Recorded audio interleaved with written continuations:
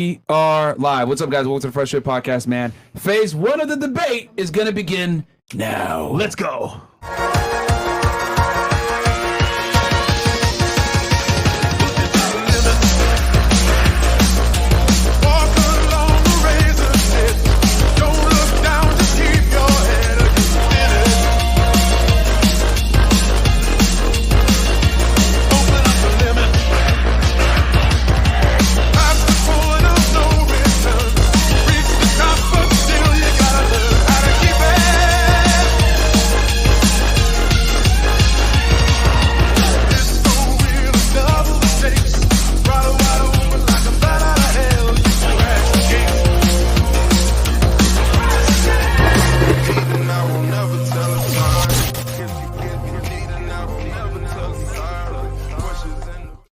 Okay. We're live. What's up, guys? Welcome to Fresh Fit Podcast, man. We are in phase 1 of the discussion. Real quick announcement before we get into the show. Rumble.com/FreshFit. That's all I got to say. Chris, put that shit up there on the branding because real talk, guys, Rumble is the savior here for y'all because that's all I'm going to say. There you go. That's all I'm going to say right now. So Rumble.com/FreshFit, guys. Check us out over there. If you're not watching us on Rumble, watch us on Rumble because phase 2 is definitely going to go over there. But anyway, freshfit.locals.com, guys. Check us out over there. Also, check us out on Fresh Fit Store. Get the merch over there. Check out our other clips channel, which actually has it's been growing 40 million views right now, man. So go subscribe to that goddamn channel. 80% of y'all are not subscribed. Check us out. Go ahead. You're welcome. 40 million. Well, you got a clip channel too, right? Yeah. No, I'm exploding. Yeah, all over the algorithm, and Zherka. I appreciate you guys. I never said thank you to your faces, but like. And didn't I tell you? I'm gonna be the biggest. I told you, right? I'm digging the role, bro. I like it. Versace. And on we need to Myron's get you. paycheck. How She close gets you to 20% off me. how close are you to 100K? I think I hit it like tonight. But nice. What matters is what I'm here for today. It's grown men disagreeing with each other. Yes. Or half men and grown men disagreeing with each other. And I want to say, like, I know Destiny got 1,000 extra followers after he came here, and I got 72,000, right? But that's not a flex. What's a flex is what happened the week after. But I'm not here to flex on Destiny. I want you guys to have I want you guys to reach a common ground because he lets his wife get banged. You don't let that happen. Where do you guys disagree here? What's wrong with that? All right, let me ask you this. The reason why I want you to hit 100K is because a certain op talked shit and said that you would never hit 100K. Yes. So we can't wait for you to hit 100,000 to tell him to fuck up. Does he got to pay you? He got to pay you too, bro. He got to pay you. I'm like you. I wouldn't take the money, right? Because that's like that's gay money. All right. Okay, what else, Marley? And then guys, check out our other clips channel, more Fresh Fit clips, and then Fresh. You want to tell them about your vlog real quick? And then yes, guys, we're gonna be in Colombia. Actually, in 2 weeks, we're gonna be traveling, having fun, lifestyle. Go check it out on the vlog channel. And guys, if you're a network, man, add value, give value. Go tap into that. See you guys there. All right, and then check me out, guys, on Fed Reacts. I covered the Charles Manson murders yesterday. If you guys like true crime, go check it out. But anyway, without further ado, we got 2 special guests in the house, and phase 2 is going to come later on. Destiny and Zherka. Can you guys introduce yourself to the people real quick? We'll start with Destiny. Yeah, I'm Destiny. You guys know who I am. I'm on youtube.com/Destiny, kick.com/Destiny, and Instagram.com/Destiny. I do politics and gaming. And you're on Rumble too, right? Not anymore. Oh, God damn it. Wait, what? I'll be on Rumble tonight, though. Come on, man. That is true with us. But come on, man. No ill will. I love him. It's a good platform. I wish him the best. But he's on Kick. That's why he's on the Ops. Oh, the Ops. Yeah. Traitor. Yeah. I do a ton of travel and shit. And without getting into specifics, my last contract, I have to there's like a minimum number of streams they wanted. And I just I'm out of the country so much. Like I just traveled. I'm going out of town again at the end of the month. It's just too much to juggle everything. Yeah. Understandable. Okay. Yeah. Rumble's still better though. But just saying. And then Zherka, we know who you are, but can you just introduce yourself to the people, please? Yeah, John fucking Zherka, ex-Muslim, prayed to Christ, and then what happened after the prayer? All of this good stuff in my life. Some people think it's a grift, which is irrelevant because I converted 14. When you become super famous, don't forget us, bro. Yeah. Oh, you mean tomorrow? We're gonna have dinner. Christ is king. But I You can pay for dinner tonight, nigga. Yeah, easy. I leaked where we're going. That's how I fucked up. What? Yeah. We gotta switch the spot to a cheaper place. But I got 1,400 of the youth, 1,400 students to convert to Christ. A lot of them were Muslims from your show. From just talking about dating and stuff. and then they looked into my shit. So yeah, I appreciate the platform, guys. And Christ is king. Christ is king, and I run the Dark Maga campaign. So yeah, I'm glad to be here. Cool. This is amazing. Yeah, this is amazing. So phase one, guys, of the discussion, we're going to talk about the Jonah Hill situation. Now, I got like all of y'all were messaging me like crazy to cover this Jonah Hill situation. As you guys know, he got into like a breakup with his chick or whatever. Jonah Hill. Anyway, I won't go much further than that. Do you want to go on the chats? Yes, you know what? I could read some of these chats real quick. While I read the chats, do you have the screens ready and everything for the Jonah thing? I'm going to fly through some of these guys because we already got 18,000 y'all watching. And then I think we got probably another 10 or 20K on Rumble watching. So I'm going to fly through these. From this point forward, though, I'm only going to read 100 and up super chats, guys. Okay. Yeah. But I'm going to read these that came in before. You guys are smart that got them in before. Destiny taking his wife's boyfriend to do an STD test.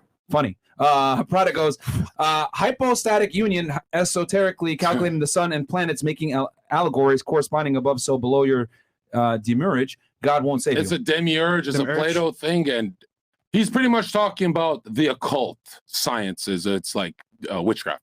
Okay. And then we got Mike Biggs here. Let's go Berserker, Christ is King. All right. Yes. We got Zherka goes, it's Littler's.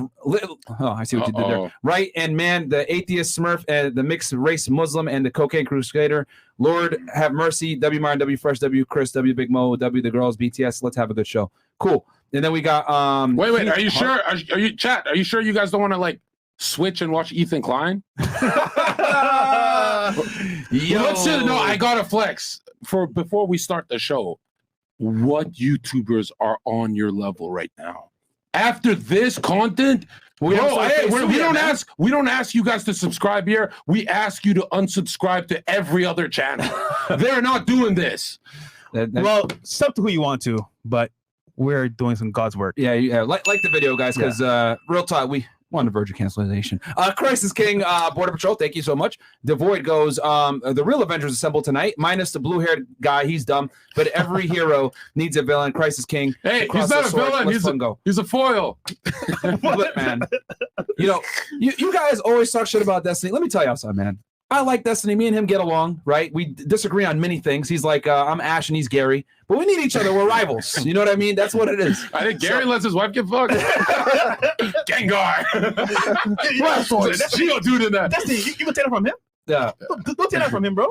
I will say this. There's nothing I can say to him. In 6 months, his life will be exactly where it was 6 months ago. And then I'll feel bad for having talked shit. Melina, watch out. I got a Gyarados. Like, this guy's nose is almost disintegrated from all the fucking partying this guy's done. Black nigga Gyarados. Adam 22 notes. Did you see Adam 22? My nigga, full on cock. What the fuck? Oh, my God. And now I can't, because I said this, I'm not invited to his platform. But, like, bro, you're a cock. He said you're not invited? No, I just know he's a cuck, and he's gonna get mad when he sees this. Oh my God! I don't think he'll get mad. He made like $3 million, letting his wife get piped by the blackest man I've ever seen, the biggest cock, dude. Wait, you saw his cock? I watched the whole thing. All right, I'm moving on. I was investigating. I want the panel to talk about John Hill things that happen. Crazy. We can't send boundaries anymore. Women are lost in the West. We got you, Border Patrol. Herb Seasoning goes, we're so back the fellas, the boys, the dudes, the homies. We're gonna win. We are the Legion. The energy has shifted and the consciousness is rising. Total Christ victory. See you all at Mass. Okay? All right. Shit and Bricks goes, dude. This is the misogyny panel right here. This is about to be fire episode. Let's go, Jesus King. Keep doing God's work. Like the video. Okay? Well, to be fair, we don't hate women. The modern day woman is not even a fucking woman. It's like a different fucking species at this point, right? Like, be honest. If we're misogynist, who in this studio's mom would say the modern day woman is like moves correct like a human? Our moms would say, what? You guys are giving them status, a place to live, money. You're giving them security, protecting them from Zherka, you literally bailed your ex out of fucking prison after she fucking assaulted you, okay, to the fucking cops. Why the fuck are you even talking about this right now? If anybody's giving women too much, it's you, motherfucker. Come on. You're saying I should have beat her up. Go to the next topic. What are we talking about? Go to the next thing. Holy fuck. Jesus, you're like the number one simp on the panel, okay? Holy shit. No. Yes. I bailed the bitch out. I bailed the bitch out because when I called security. Oh, yeah. Why are we on Twitch? This is on Twitch, yo, guys, come on over to YouTube and Rumble right now, man. Hold on. Let me guard my reputation. I called security. Okay, the bitch hit me with something, and it hurt. She meant to throw it at my chest. She hit my lip. Oh. So I said, I'm not going to grab her. I said, get the fuck out of my hotel. And I called big black security. Security comes up and they're like, get her out. But then one of them looks and sees I'm 255 pounds and she's 100 pounds and she's crying. And they're like, yo, we can't do shit. We're calling the police. I'm no fucking snitch, bro. Even if she knifed me, I would never call the cops. That's why I bailed the bitch out, because I'm no snitch, right? And this is what happened. I prayed. I was like, holy fuck, my life's over. It's a dirty hotel. And, I used to do blow. So, so check it out. They start raiding the place and they start arresting me, but the big black officer shines a light. And I'm like, oh, it's the light of Jesus. But then when my eyes focused, he said, you're coming with me. And I'm like, oh, fuck, who's going to believe me? I'm going to jail forever. It's Twitch gone. My career is ruined. And then he turned the light on again, the black guy, and he saw my lip was swelling. And he's like, you're being abused by that girl. And he started fucking grabbing her and they all locked her up in front of me. And I'm like, what the fuck is going on? Like, Jesus saved my life for that. And that's the day I actually said I'm a Christian. So that's the story. I'm no fucking simp. Okay. Crisis King. Hold on. But to make Destiny look good, when Destiny was my only friend, he literally said to me in a dark room, why are you with that girl? This is what's going to happen. Leave her now. I'm never telling you again. And I'd call him for advice and shit. Calling him for relationship advice. It's a fuck. He gives bad advice, but for me, it's great, right? He understands the amphetamine guys, they get it. The Adderall guys. But he said, leave her. And that week, all that madness happened. So I should have listened to him, but instead he took his last $2,000, walked to the police station on his knees. $5,000! I said, please let my queen free. I need her to hit me some more so I can go talk about men or simps. But check this out. The toxic girl is the best pussy of your life. I will agree. Right. Let me get through this. All right. Yeah. What does the panel know about Daniel Levin and an American? Oh God, here. Wait until Rumble, guys. All right, we're gonna cover that on Rumble. Glenn Lawrence, Zherka lost to me in our debate on religion and now has to move to Vegas to join the dark side. He's a pastor. That guy's a pastor. We got here Marin, Fresh, and what are your respective IQ scores? You'll see that on phase 2. We got here NF, humans are never homogenous. White people are not. They always find something that divides. Scottish want independence from England. Somalia is generally one African tribe, but then can I answer this? Can I answer this? Supports getting along. Okay, I know what you're trying to do. Where you're like, well, what's really white? Is Scottish? Is Italian? Is it, dude?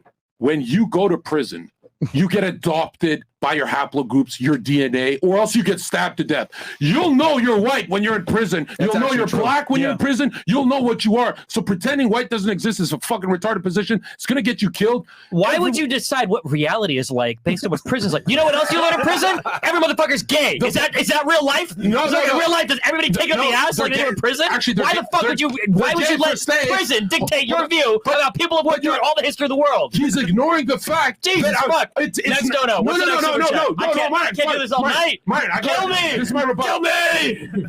It's not just prison. When you look at high schools, the Asians with the Asians, the brown with the brown, it's a tribal thing. It's a tribe. That's the point I'm making. Yeah, the point Humans is that the tribes change depending on who you're around. What is the white tribe? Well, I don't know what European the fuck DNA? It depends on who you're around. If everybody's around you is white, I don't know. Then it might be the English tribe or the Scottish tribe or the fucking... So you know what? Define white.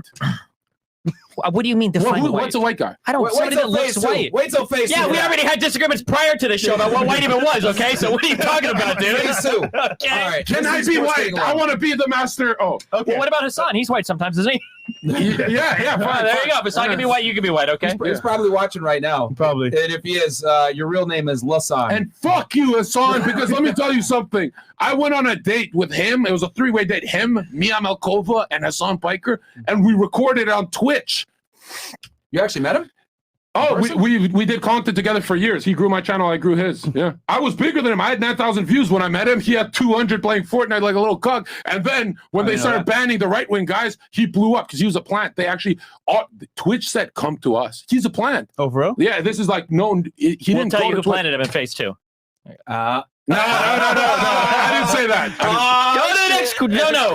Where we at? We'll come back. Super chat. Nick and Destiny, when is your next dialogue with Eric Stryker on Mike Enoch of the National Justice Party? Also, Zherka, recommend you reach out to one of them and have a discussion about the JQ or Dem Boys Crisis King. Wait till phase 2. If John Zherka owns a hockey team, he would call them the Slow Blowers.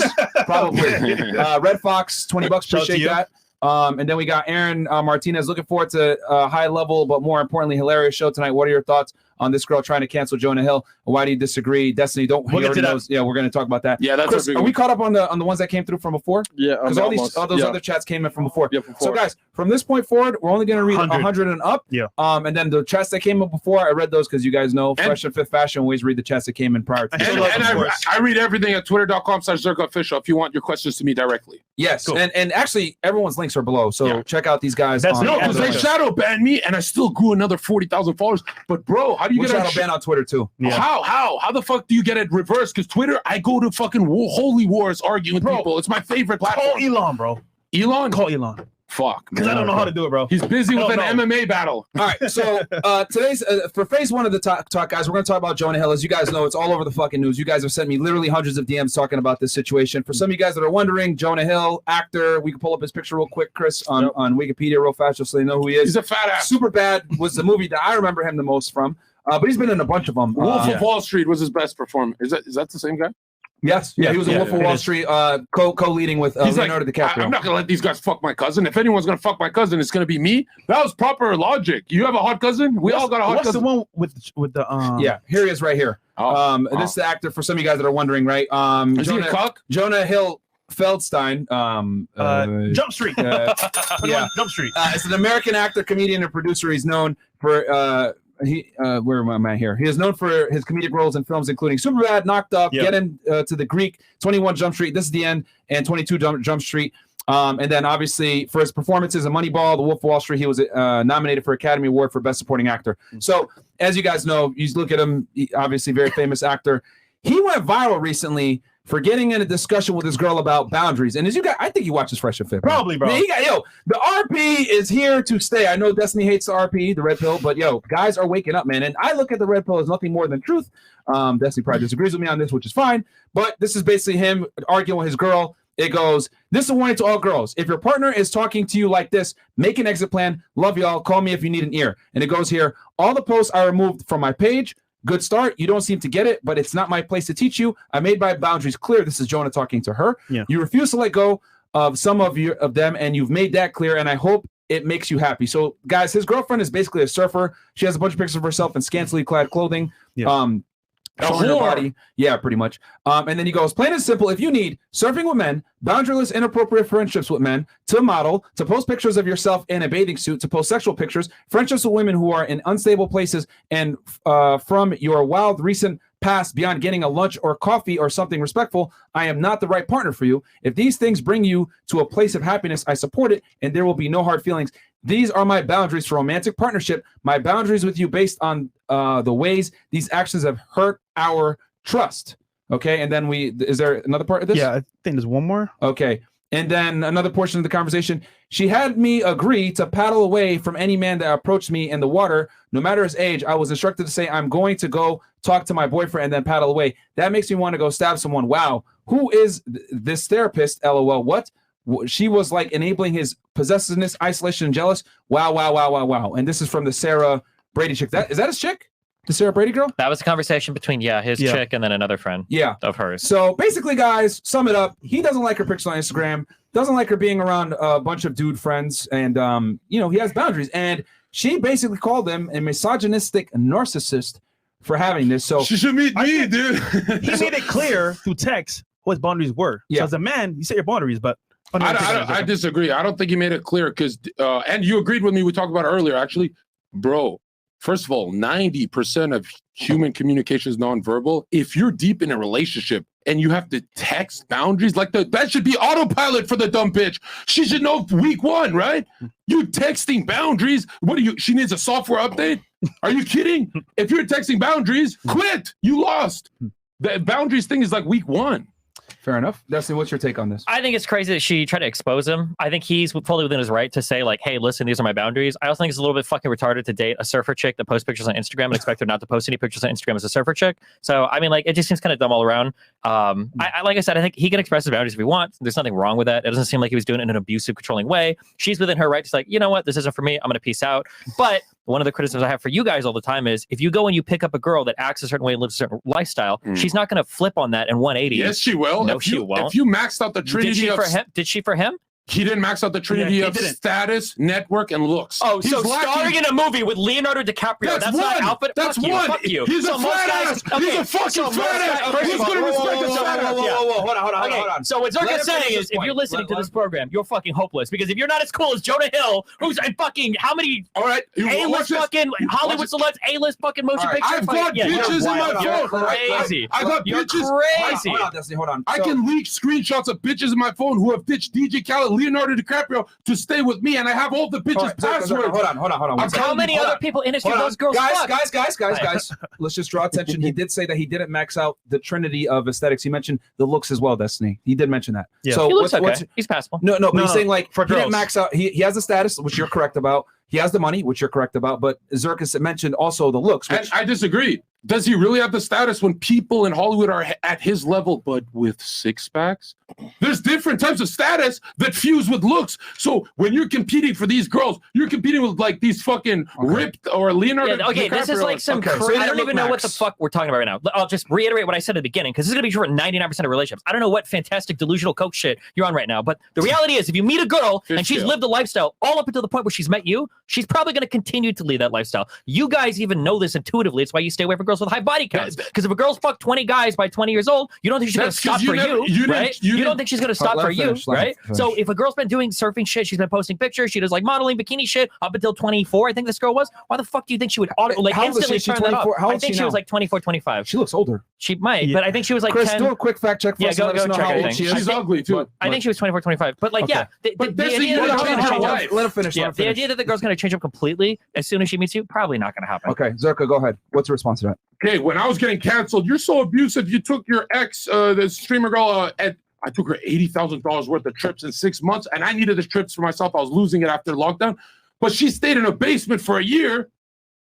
Him and his wife, he never made her do anything. He She's, just 25. adopted that lifestyle, so he doesn't believe you can change someone. 25 years old. But if Destiny said to Melina, "Now you can't go out anymore," she'd still stay with him. Chris, pull up her photo real She's still quick. because he's got the No, she would. No shot. what? If I told Melina you're gonna change your entire fucking lifestyle for No, me, if you said no open, she would stay with you. maybe if I But- close too, but But can you agree that if someone loves you, they're going to make changes for you? So No, ultimately that- speaking, if she was Okay. actually saw him as an option, for example, the top guy, hey, he doesn't like this, or you know what, I'm going to acquiesce to that. if you're trying to find a real relationship and you want something that's going to work, Mhm. then in an ideal setting, both of you might be like 90% and you might move 10% for each other. But if you find somebody and you try to get them to change their whole life for you, that's always a recipe for disaster. How many times do you tell girls, like, don't try to change a guy? How many times you find a guy and you say, don't try to pick up a girl in a club, right? Like, there are conventional wisdoms here that you guys all intuitively know this. And I'm sure you've said it Okay. in one form or another before. You don't try to Let him find somebody and finish, just change them completely. Like, you just don't do it. It's a All right, recipe for Zherka, go disaster. Who is higher value, you or Melina? It depends on to who? To you? To the world. It depends on how you measure it. I don't know, man. I mean, do we get our confidence from internal or You're external? asking. So I have more money, more status, more clout than her, but I'm also like 10 years older than her, right? So She's that younger. doesn't She's matter. a You're woman. not a She's girl. hot as fuck. She's sweet. Like, I don't know. She in 10 years she might be more than me. I don't know. In 10 years, she's going to be older. Hold on. Let me Lower clarify. value. I think, Destiny, I think what he's asking is who has more sexual market value in the open sexual marketplace is what he's asking. Who do Yeah. you think has more? You or her? And here we go as well. It's And that's the chick. What Yeah. the fuck? She looks She's way older than 24. fucking busted. That's what the fuck $1 billion gets. Leave me in Skid Row, bro. I'll take Toothless any day. That's busted. Holy. Okay. Wow. Did I yeah. miss a stream where you guys cry for 30 minutes because was it Jeff Bezos married like a 50-year-old girl? Did you guys get over that one I yet, would or- cry. That wasn't If my I saw that, I would kill That myself. wasn't my Oh stream. my But God. okay, so Destiny, who do you think has more? His question is, who do you think has more value in the open sexual marketplace when we're gonna? When you say open sexual marketplace, do you guys mean just to fuck or do you mean for dating as well? Okay, if you take her Thank you. versus you, Yeah. who has a higher SMV in their respective gender? Yeah, no, I'm asking what's the sexual market value for you guys? Does it include just hooking up or does it include like relationships No as well? sustaining. Because in terms of fucking, a 6 out of 10 girl will have more sexual market value than every guy on this planet on the panel, right? Yeah. Like, can fuck like 1,000 guys on a night. But in terms of like getting high quality relationships, I don't know. I mean, Well, We could go from a holistic Yeah. standpoint if you want to do that. For everything. We could go from the holistic standpoint. it would depend on. It would depend on how much either of us are willing to change. Realistically, I don't know if I could find a woman that would be okay with me working 14 hours a day. I don't know if she could find a guy that's okay with her being in open relationships and traveling and streaming. I don't know. I think it but depends. The girls in your Discord, there's 40 of them trying to fuck you. They would all take the 14-hour Destiny worker. Yeah, but I don't know if I would want to date those girls. Well, Zherka did give you a comment. He said that you have higher sexual market value than her. Yeah. Is what he's trying to say. 1,000 Yeah, but he's not higher. complimenting me. He's shitting on my wife. No, I'm not. Whoa. On Jesus' name, I'm not talking about Melina. I'm trying to paint the picture that we men adopt the position that she's better than us always. But like, look at our lives, bro. You think a girl goes from living in my penthouse to just an average Joe, or even if she gets an influencer, he can't fight. He's not good looking. He's not funny. He's not viral. You know how much she misses out on. But I'm conditioned to think she's better than me by people like him. I don't want to think like that What anymore. am I even talking about? What? Why can't you admit? Forget Melina. Who's your last girl? Let's shit on her. No, I'm not going to. Okay, All right. every girl you've been with since you're a streamer, Yeah. you're probably 1,000. Is it 1,000 times more value? He's 1,000 times more valuable than any fucking e-girl. That's the truth. I mean, how did we arrived here through I guess the mismatch of because you're saying his girlfriend should have switched her game up for him because he has higher sexual market value, right? Jonah Hill in this situation. Well, I just want to make this clear. I don't know if you guys agree. Do you agree if a woman opens her legs for you, because we in this table can all marry a McDonald's working poor woman, but a woman cannot take a Chad from McDonald's, marry them. They don't have the DNA to. What you're agreeing to is if she opens her legs for you, she's admitting you're above her. That's why they say I want equal height or above, equal money or above, but it's always above. Women date up, meaning if they're dating you, you're better than her. It's not fucking rocket science. The average woman is 5'4". The average man is 5'9". Women want equal height or above because men tend to be taller than them. And men tend to earn more money than women. Of course, they want somebody that on general out earns them. That's just averages. You didn't answer. Right? Do women date up? Do women date? Okay, here. No, women date about their class. Okay, do men date? Men date about their class. Men date down. About their class. You men go to Walmart, you'll see a Chad with a fat ass bitch in Walmart. Raise your hand if you date down. It's just a topic we all date down. None of us ever agree on this. I understand it, but the reality is genuinely wealthy people don't date the woman at McDonald's or Starbucks or Target. I know you guys disagree on that, but it just doesn't happen. When you're in wealthy families, and also when you think about the mother for your children, you don't want just like a hot 18-year-old Latina with a huge fucking ass. You want an educated woman that knows how to handle her shit. That's going to raise your kids. That's going to be the mother of your kids. It is relevant. I found your mom in McDonald's and I turned her into the ideal mother. It doesn't make any fucking sense. Leave my mom alone. Do men, yes or no, do men date down? No, not generally. Most of the time. No. Do women date down? No. Say never. People date about their average. What do you think is the average difference between a man and a woman's age in a relationship? What's that have to do What with do you think is the average difference in age? I'm just curious. What do you think is the average difference in age? What do you think happens when I age 10 years? Hold on, is it the same if I age 10 years? I'm just a richer, hotter, bearded up sexist. If she ages 10 years, I got a fucking raisin Twinkie filled with cum. How the fuck is it the same thing, bro? My value goes up with the age. You don't agree with that? I mean, it depends in what capacity. Ideally, that's the mother of your children, right? Is she a used up raisin Twinkie filled with fucking cum? Is that what you refer to the mother of your children? He said what capacity? So if my finances, this is also what if my finances and status is going up, plus my network, because I have more women at Zherka 35 versus 25. We can agree. What angle are you looking at? All angles. I win when I age. She loses in every metric as she ages. To you, she does. To the world. Okay. Because we're reading statistics. You love statistics. What statistics? You wouldn't even acknowledge the difference in age between a man and a woman. Okay. Let's look at Ronaldo. Ronaldo is not statistics. Okay. Leonardo DiCaprio is not statistics. That's why I asked you very simply. What's the average difference between a man and a woman? Right. It's less than 3 years. Delete the people name. Tend to date delete the people in their same socioeconomic class, same race, same neighborhoods, same schools. You're going to drop the last few chromosomes. Same religions. Look at this. Delete the name Leonardo DiCaprio, but think of a man on his level. All of them are with 18, 19 That's year old not girls. true, though. We just brought up. What did I just bring up? Bezos fucking married another woman who's what, 50 years That's fucking a name. old. That's a name. I'm going off Leonardo DiCaprio is a name. Do rich, wealthy men date younger women? Yes. No, on average, what the people fuck, are. nigga? Yeah, no, dude. You're making the emotional argument. All I can do is appeal to the data. I can't. If you want to cry and make the faces or whatever, that's fine. What do you guys say? You don't ask them. Go look it up. rich people that are genuinely wealthy, not people that are in fucking yachts in Dubai bragging about fucking 20-year-olds that are actually 35-year-old prostitutes that they pay to put on their boats. Actual wealthy people tend to date and marry people that are about their age. Go to any neighborhood with lawyers and doctors. But they're cheating with a bunch of fucking 18-year-olds. That's the point. That wasn't your question. Their values that up. wasn't your question. They're cheating with a bunch of teenagers. Cheating or not? The question is, who do they marry? No, but their values up. If he's old and his scrotum hangs to the ocean on his yacht, why is there so many young girls around him when his wife's not around? Because his value's up as he grayed, as his scrotum got gray. That's what the point I'm making. Women's value doesn't go up with the way they age. It just doesn't. I think I think the bottom line here is that men are more willing to concede and date a woman and or hook up with a woman that has lower value than themselves, versus women are less likely to go ahead and take that dating approach. I think that's the bottom line that we can take where you guys are, rifting about. Yeah, I understand. Yeah. I mean, like in some generalities, it might be true, but when you look at the data, people just tend to date around their own classes. People go to the same schools with each other. People work the same jobs as each other. They're in the same neighborhoods. It's pretty rare that you get a guy with the last name Rockefeller or Kennedy that's going to Starbucks and picking up the barista. That just doesn't happen on average. You're actually saying that women will marry a Chad with a six-pack that works at McDonald's. You're destroying lives with your opinion. What are you talking about? You're giggling out of the matrix. I don't even know what. I don't even know. Andrew. Say on camera, women have the DNA to marry a Chad that works at McDonald's. Say it. Bite the bullet. Bite the bullet. Women that work at McDonald's will marry men that work at McDonald's. No. Yes. That's wrong too. But you're saying women will date a Chad who works at McDonald's. Marry, bro. Nigga, that's a ring. Not like Adam 22. Do you think that people that work in fast food don't have wives? To say that to the camera. Say, if you work a service job, you don't have a wife. Is that true?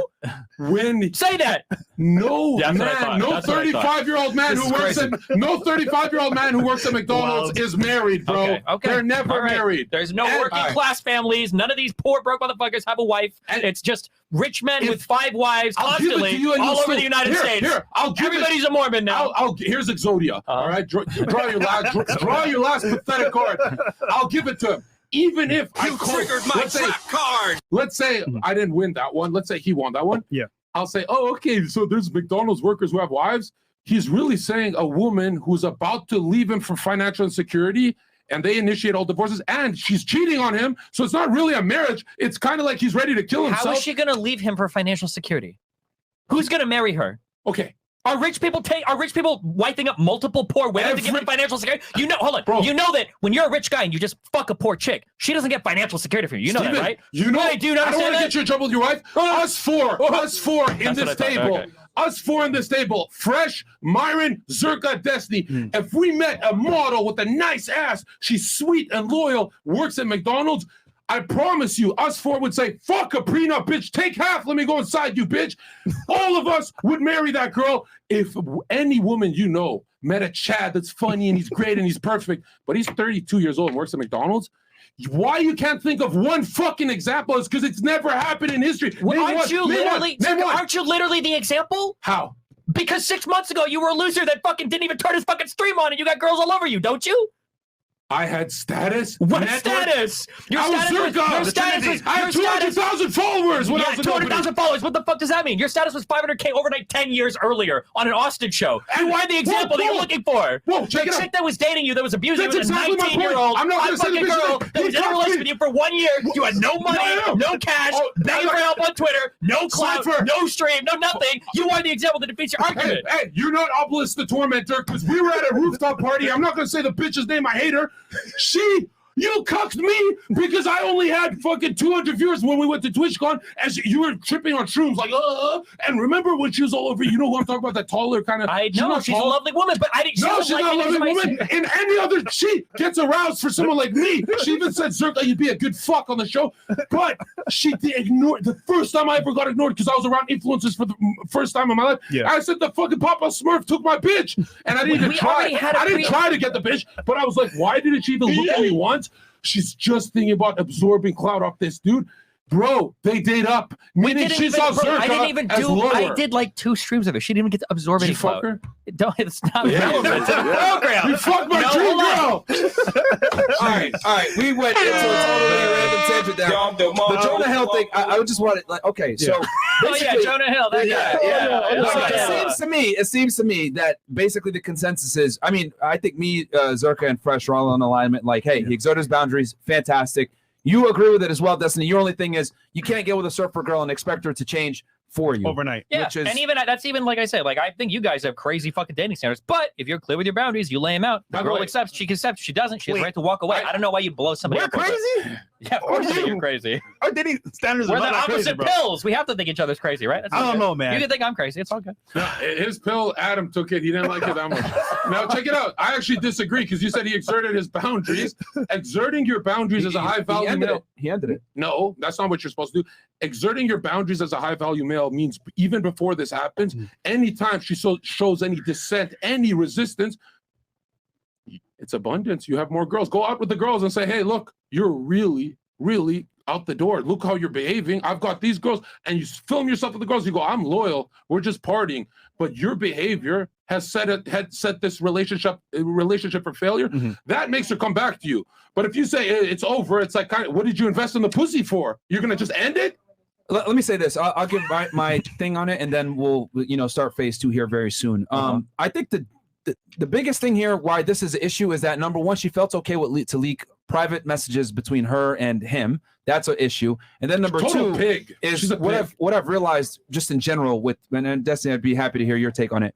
We live in a world now where if a man says anything or does anything that impedes on a woman's ability to exercise some kind of freedom to, solicit other candidates for some kind of courtship, that's considered misogynistic or narcissistic. But all I think it is that you're having the girl respect you as the male. But the thing I've realized is that a lot of women want to behave like they're single while simultaneously having a boyfriend at home. And I think that's inappropriate. If you have a man at home, you should behave as if you have a man at home. And you shouldn't be out or putting yourself out in a certain light where you're trying to attract other potential suitors, because the way men flirt versus the way women flirt are two different things. Men flirt by actually approaching women in general and starting a conversation. Women flirt by just making themselves available. And I think for a woman, it's her job to make herself as least available as possible out of respect for her man. But if you do anything that hurts that, women will call you misogynistic, and men can't have boundaries in 2023. When Myron says make themselves available, ding, ding, ding, it's a red flag when it's girls' night. Girls' night means our fucking pussy's open. Real quick. That's what he's talking about. Destiny, do you agree with that sentiment, or do you disagree? I like half agree. Okay. I think my perspective would be is that I think that sometimes people in life, they'll get in a relationship and they fuck with their boundaries a little bit. They're not good at communicating boundaries. They're not good at doing things that make them comfortable. And then eventually that relationship ends. And sometimes when they go to their next relationship, the pendulum swings a little bit too far, and they're either in guy boss or girl boss mode. Okay. Where when the partner puts up a boundary, they're like, no, like fuck that, like that's abusive, like I'm gonna do what I want. And people's minds get a little bit fucked because they're not able to communicate how I have to a question for you. Yeah. Would you agree though that male boundaries in general, especially when it comes to women protecting their themselves from getting approached by other men or whatever, that's pretty much frowned upon? Like, men can't be honest with women about, hey, I don't like you having certain pictures up on Instagram, or hey, I don't want you going out on girls' night out. I've noticed that that's almost always shit on, insulted, shamed, guilted to some degree. Like, women want to behave like they're single even when they have a man at home. And if a man draws any attention to that, women will go ahead and shit on him. I think it super depends on the community. I mean, like for the people that defended this woman mainly, if you Most look people that are on her side, yeah, but if you look on Twitter and shit, it's a lot of like sex workers and stuff who you could tell are probably want that openness more. Yeah. Also, the way that Jonah communicates these boundaries, he does seem like a little bit insecure. Just in the communication style, it probably could have been like the conversation seemed really cold, although that might be your guys' style. So I can understand people being a little bit peeved with him. But I have a question for you, because you said it's insecure. Wouldn't it be fair to say that you're more secure in a relationship by being honest with a girl and telling her what you like and what you don't like and being willing to walk away versus someone that doesn't say anything at all because you're scared of her walking away? I mean, for me, if you're scared of like the way I would argue the opposite. I think you're more. Yeah. This is not okay. I don't mean to stop you there, but I'm saying no, I'll do it. Because normally I try to make your audience endearing towards me, but I'll go full blue pill tonight. I don't give a fuck. If you're not worried about what your girl wears when she posts on Instagram and shit, chances are you know that you're not shit, and she's gonna walk away to the next dick that walks in the room. If that's how you feel, and you're like, I need you to fucking burqa up, I need you to take down all these pictures. I can't have you posting bikinis when you go surfing. Like, motherfucker, she's gonna cheat on you. She's gonna walk out anyway. She's gonna feel like you're clingy, selfish, insecure. She's gonna not feel it, and eventually shit's gonna anyway. That's how I feel. Real quick, Destiny. But real quick, all I'm simply saying is that I think in my take on it is a man is far more secure by telling a woman his boundaries and not caring about the outcome versus not telling her his boundaries and being scared of the outcome. Because if I tell a girl, hey, I don't like this, and she can easily say, fuck you, or you're a narcissist, or put you on blast or whatever, I would say you're more secure in being honest and direct and telling her what it is versus being scared like most men are and not putting their boundaries forward. I think you're more secure by being honest. Sure, but I mean, that's not the only two options, right? There's a third option where it's like, here are some boundaries. Like, you can wear shit. If you want to post booty pictures or whatever the fuck, it's your Instagram, go for it. But if you do step over the line, then I'm going to leave. Like, that's what I mean. That's what I mean. Yeah, sure. But if the line is like, I don't want you to post pictures in bikinis. That's literally and it's what like, that's how we found her on Instagram.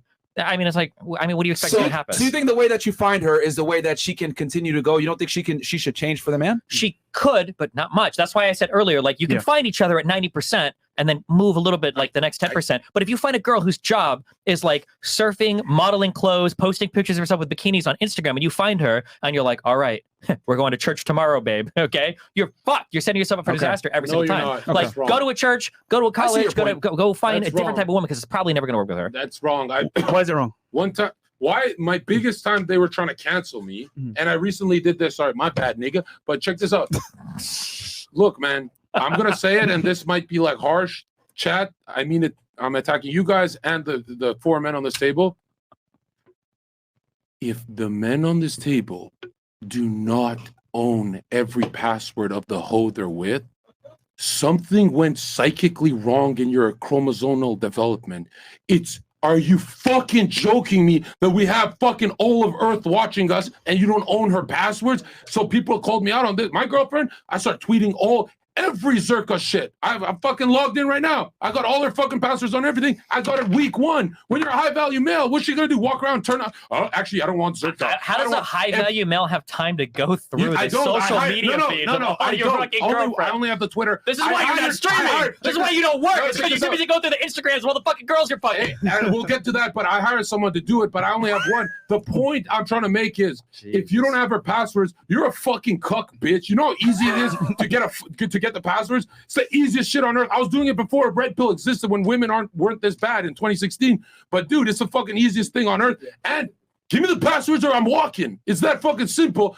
40 bitches in his Discord would give him the passwords. He knows it, but he's afraid he's going to get canceled. Why am I afraid? What do you mean? Then ask for Melina's passwords. I don't give a fuck about Melina's passwords. Like, we fuck other people. Why would I care who she's talking to? How the fuck would I care? It could be emojis and stuff. And hold on, he attacked me for not working. Yeah, I took a break for a while, but I launched Date IQ on my website, The Zherka Official, and we did 55,000 less than 18 hours. Nice. I'm pretty sure with a reoccurring fee, this was a smarter move than fucking doing your 9 to 5 streaming retard shit. And really, you need to generate more passive incomes, bro. Like this whole Reddit. Oh my God. Did I miss the Money Monday with fucking Zherka? Can I get some investments?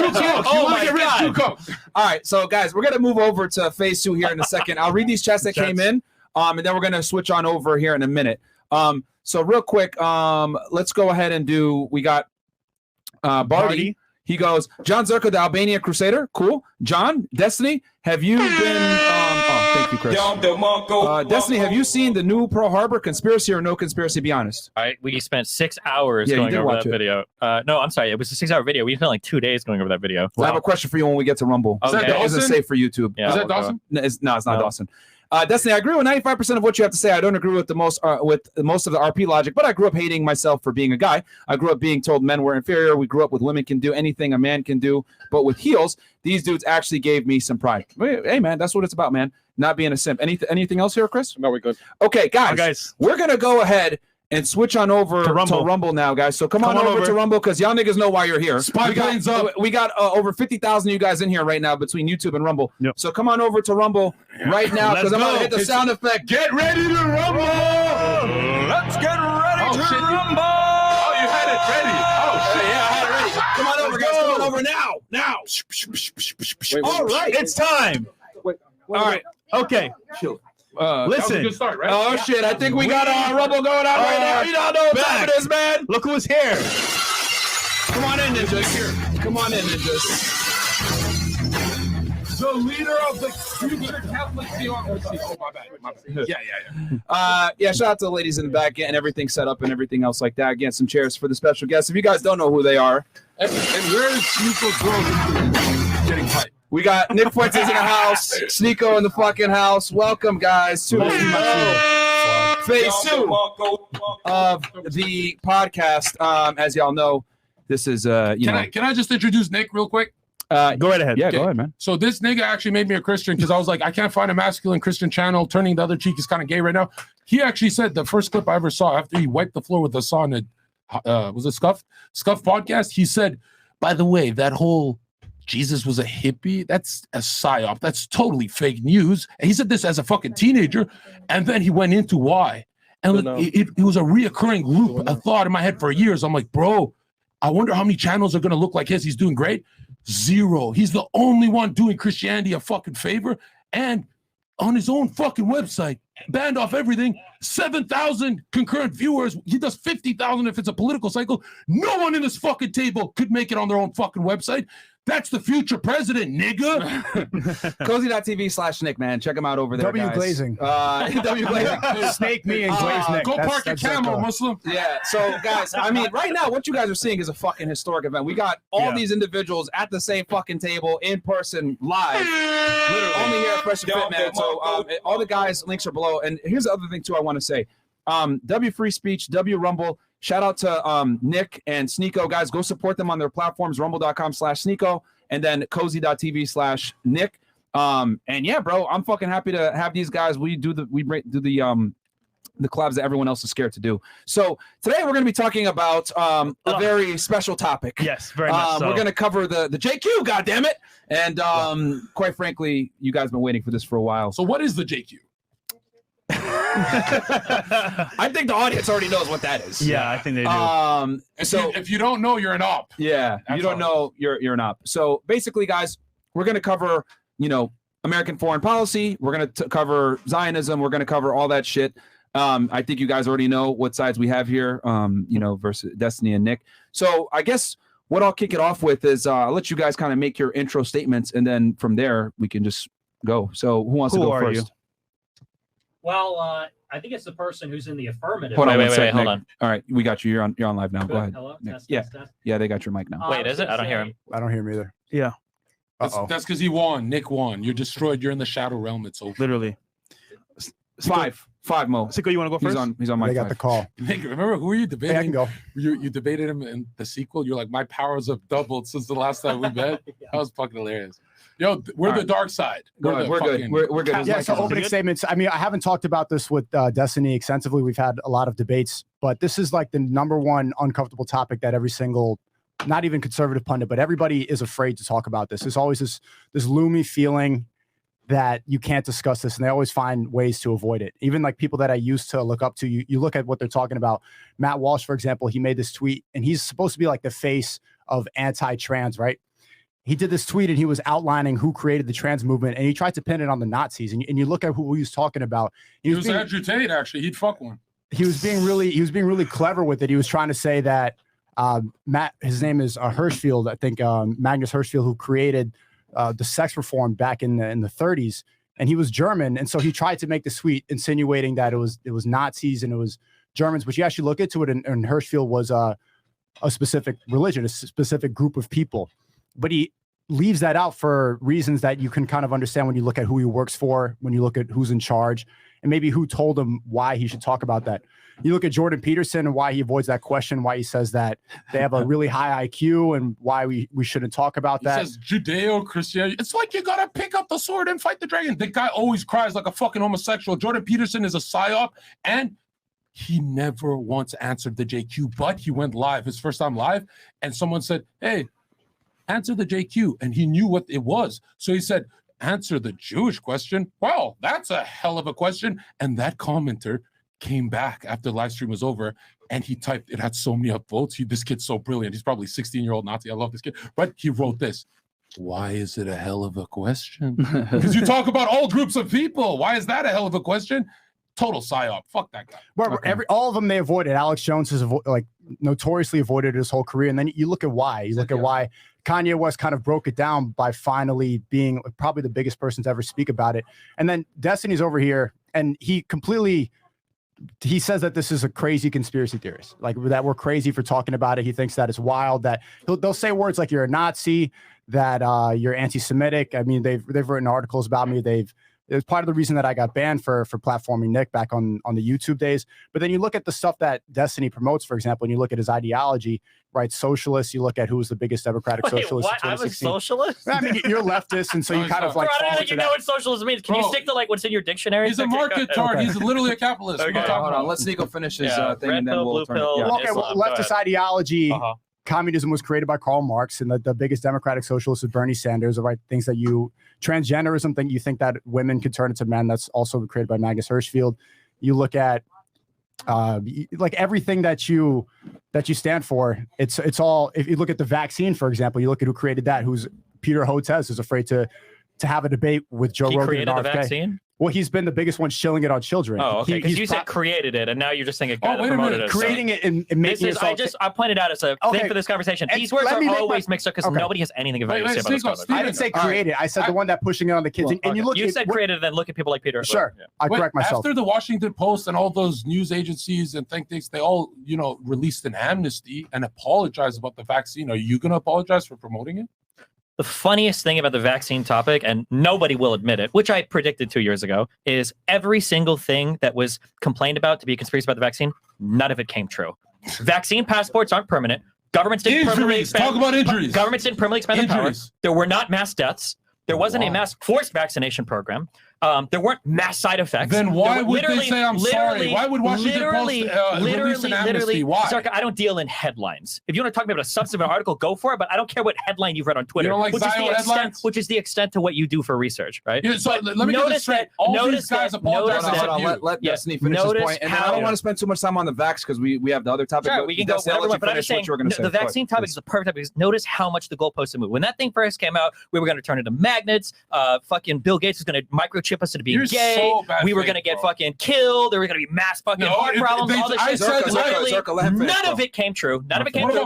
All the vaccine passports. Bro, how long have you been fucking roids, during bro? COVID, Dude, you had a heart issue before COVID even happened. I've watched your streams. Why are you trying to lie right in front of me? No, I didn't see the videos. I didn't say what about my heart. I said what about my conspiracy that they're going to plunge everyone into debt as all monopolies triple their fucking net worth, and that's what fucking happened. Every mom and pop shop closed. McDonald's tripled their net worth, and you're pretending you didn't see any. Do you need a conspiracy to explain why big business gets bigger and mom and pop shops die? So do you not understand anything about the fucking economy? So why do you think a big business is a big business? That's my point. Isn't it shady to you? What? No, what's shady about a larger business staying in business and a smaller business going into business? What's the shady part? Hold on. You want to know what's shady about that? That's just unbelievable. Go ahead, Nick. Because the government literally made deals that some businesses could stay open and some were forced to stay closed. That's what's shady about it. Like, for example, they said that Walmart and Walgreens could stay open and small businesses had to shut down. No, they didn't. They absolutely You're just lying. Did. Go back and Google it. I don't need to go back. Okay, yeah, absolutely. You can Google at home if you want to, but press conference where Trump goes out there and says that Walmart can stay open. Some businesses were allowed to stay open and some had to stay closed. What was so that viewers at home could look it up? So what's like a city or state where you're telling me let's be clear about your claim. There are some states or cities where Walmart was allowed to stay open, but other supermarkets or other stores, not a church, not a recreational gathering. Okay. Yes, 100%. And if you go and look it up, so absolutely. And not only that, but not only that, but also as large as wealth transfer because they printed $6 trillion and then they spent $3 trillion. They doubled the money supply in 1 year, and then it was the largest deficit the United States has ever run. Where do you think that money goes? Where do you think that money goes to? The cash transfer in COVID, the $2,500 check or whatever, $1,000 check, I forget what it was. That cash transfer, which I think immigrant check. Yeah, right. In spring of 2020, that was a $250 billion part of a $3 trillion spending bill. All that other money went to the airlines. It went to all the big companies that had to be bailed out. And when you talk about quantitative do you easing, know anything about finance? No company got bailed out. There was the Are you kidding There me? was the PPP. There was a Paycheck Protection Yes. Program, which is where you paid a company that was to compensate them for W-2 wages that were holding the employees on airlines through. didn't get bailed out. That people got money to the maintain. airlines didn't get bailed out. Airlines are one of the least profitable businesses in the entire fucking United Okay, States. So the airlines it got bailed out. Okay, go over it. There you go. Okay. There were massive, You're the just not largest gonna win government on programs. The largest government programs. You go. I took a fucking PPP loan. Do you know anything about finance? The PPP loan and a lot of the bailouts you talk about were available for any company to go in and reach for. Okay, that's the reality. There weren't favorable companies. You're just wrong. Like the airline just like the they didn't Walmart bail and out the supermarket airline thing. industry. You're just making Like they shit didn't up. bail out You're the just biggest making companies. shit up. And quantitative easing doesn't benefit the banks and doesn't benefit the biggest corporations. Also, Every single form of monetary policy benefits the wealthy people. also- That's how it works. also- do you acknowledge that tax cuts benefit the wealthy? tax cuts benefit everybody. No, Sometimes. hold on. The The Trump QE tax benefits. cuts. I saw you tweeted about the Trump tax Then cuts. QE benefited everybody, wanna right? talk about the Trump QE tax does cuts? more liquidity in a market benefit You everybody wanna looking talk- for money? So you're admitting now that tax So cuts you- benefit everybody. No, That's what I'm you're saying that tax I mean, cuts you just disproportionately admitted that. benefit the wealthy. They Just like the introduced more bailouts liquidity, also which means they benefit everybody. just like you acknowledged. Oh, dude. All right. I mean, it's just international travel and airlines. Hold on. It's just Yeah, it's like Exactly. there's a basic Because we idea went of into finance. COVID. I know, We went into COVID. Destiny shifted Guys, the goalpost guys. before he even No one is finished the opening. shifting a Guys, goalpost. guys. I don't even know if you can see where the goalposts are. Hold Take on, your hold on. The sunglasses whole off. thing was This- about I got my JQ, work cut and out then for you me immediately to started talk talking about about airlines. this. The only That's one who what should you have been did. bailed out was Muhammad Atta. He was a good guy. All right. Let's talk about the Jews No, now. real quick. Yeah. So this is what we're gonna do, guys. I'm gonna moderate this thing. I'm not gonna be participating. I'm just gonna moderate. This is mainly between Nick and Destiny. We're gonna talk about the JQ, the thing that everyone else is scared of. I think Sneako did a great preamble there talking about everyone is scared to talk about this, but we will talk about it. So I'm gonna turn it to Destiny first. What's your stance on the situation, Destiny? And then we can just have Nick go off of that. Sure. That's probably My the best. issue is Please. certain groups of people will act in certain ways, and people will take those behaviors and they'll try to use that in some really weird way to explain every single thing that's going on in the world. Sometimes people, so for instance, they'll say, like, oh, well, these people are disproportionately represented in some area, which for Jewish people, which for all people are true, right? You call a guy for help on your PC, probably going to talk to an Indian more likely than, a Chinese person. Or if you go to a person in the Midwest and ask somebody to roof your house, you're probably going to get a Hispanic person rather than a white person, right? There are definitely people that that tend to move towards certain areas, which happens Because of for their a variety IQ. of reasons. Where IQ might be one of those reasons for a variety of reasons. But the problem is people will take these trends that they see, and then from there they extrapolate these crazy ideas that somehow every single world government, financial institution, educational institution, private firm are all working for some shadowy group of people, when in reality, every single behavior you see can be explained really simply not shadowy. by the Hold on. by the- by Let the- Destiny finish yeah. his point completely before anyone Sure. says anything. Every Go ahead. single behavior that you see can be explained by ordinary human behavior. You don't need any sort of shadowy people or behind the scenes plan to explain any of the stuff that's going on. Kanye, Mel Gibson, they're just crazy. All right, Okay. I want to Go ahead, respond. Nick. Yeah, Go ahead. please. Okay. So I'm glad that you said that. That's the thesis. It's certain people act a certain way sometimes. To suggest that there's any sort of tribal loyalty or anything like that is really, really weird, really crazy. I always love the weasel words. It's always like, because I'll give you my thesis in a second, but I just want to respond to that. It's always like these weasel words, like really weird, really crazy. I'll tell you what's not crazy. Jews have been a diaspora people for 2,000 years. In the last 150 years, they have made an effort to resettle Palestine, which they consider their holy land. They consider their historic homeland. They have, by hook and by crook, in violent ways and through corruption, internationally conspired, in the sense that it's people that have made an agreement to make that happen, to resettle Jews in Palestine. And they did it in some legitimate ways, some illegitimate ways, in Europe, in the Middle East, in America. And in many cases, it was violent. It involved subterfuge. It involved corruption. The idea that like that pattern of behavior is happening, it's not really weird. It's not really crazy. You're right. People act in certain ways. People act according to their nationality, tribe, ideas they have. And so my thesis is that Jews in particular have a tribal as well as a religious reason to act the way they do. They're disproportionately represented in many sectors of America. And by the way, they're not jobs. Saying that Banking is a job? Give me a break, right? Exactly. Well, The fuck? banking is, but owning all the Owning banks. a bank is the job. Owning all That's the banks is not a ridiculous. job. You may get an Asian programmer, an Asian IT guy, because Asians are good at math disproportionately. That's true. You might get a Mexican landscaper because it's cheap, low-skill labor the Mexicans are performing. Jews owning all the banks is something that they have inherited over centuries and millennia because of politics and because of religion. And so if we want to talk about how that got to be, I don't think there's anything crazy about that. I think it's actually an interesting and important question because these are the decision makers in the society. It's not just people that are the legislators. We have to talk about the big money people. We got to talk about the media. We got to talk about the people in the bureaucracy. Determining their motivations and who they are is an important attribute of understanding why things are the way they are in America. The Jewish identity explains so much of it. That's the thesis. Okay. What's your response to that? What topic do you want to start with? I mean, that he's saying that it isn't a coincidence that they're involved in. It's not a coincidence. Nothing in history is a coincidence. But the question isn't whether it's a coincidence. The question is, remember, the JQ does not just state that Jews happen to be overrepresented in some industries. Now, people like Nick will try to shift that argument. Well, aren't there a lot of Jews there? But that's not the JQ. The JQ says that there is an intentional effort by those people to congregate all of their power and then to use that power to control the levers of society in very particular ways in order to effect positive outcomes for them, oftentimes at the expense of others. That's the JQ. Okay, let me pose the next question then for you guys. Do you not think that Zionism pushes that? Zionism does, and we can try to say that like it's just because we're oh God, sorry, I'm not gonna get triggered. There it is. No, you're fine. You're fine, bro. We could try to say that like it's because of some weird Jewish blah blah blah. But the reality is, the United States wants an ally in the Middle East. Israel is our best ally that we have in the Middle East. Just like Turkey is a strong ally in the Middle East. Because we give them money. That's why. The idea that we need like a Jewish conspiracy or some Jewish plan to explain that, we don't need one. Just like we don't need a Turkish conspiracy. Wait. Just like we don't need a Turkish conspiracy to explain why we're so close to Turkey in the Middle East, despite all the political disagreements that we have with them. I want to really laser focus in on this. So, Stephen, did you finish your point before he starts? Yeah, go for it. Okay, so Stephen, I want to hear what your opinion is on Israel. So, if I understand you correctly, you're saying that Israel is America's closest ally because Israel benefits America the most. Is that right? I'm saying that Israel is a close ally to the United States because there's a benefit for them being an ally in the Middle East. Yes. What is the benefit? The benefit is geopolitical. The benefit is that we've got a strong ally in that region of the world. It helps us deploy military assets. It helps us have bases in these areas. Yeah, sure. How many bases do we have in Israel? I don't know how many bases we have. Okay, really? What do we deploy from Israel?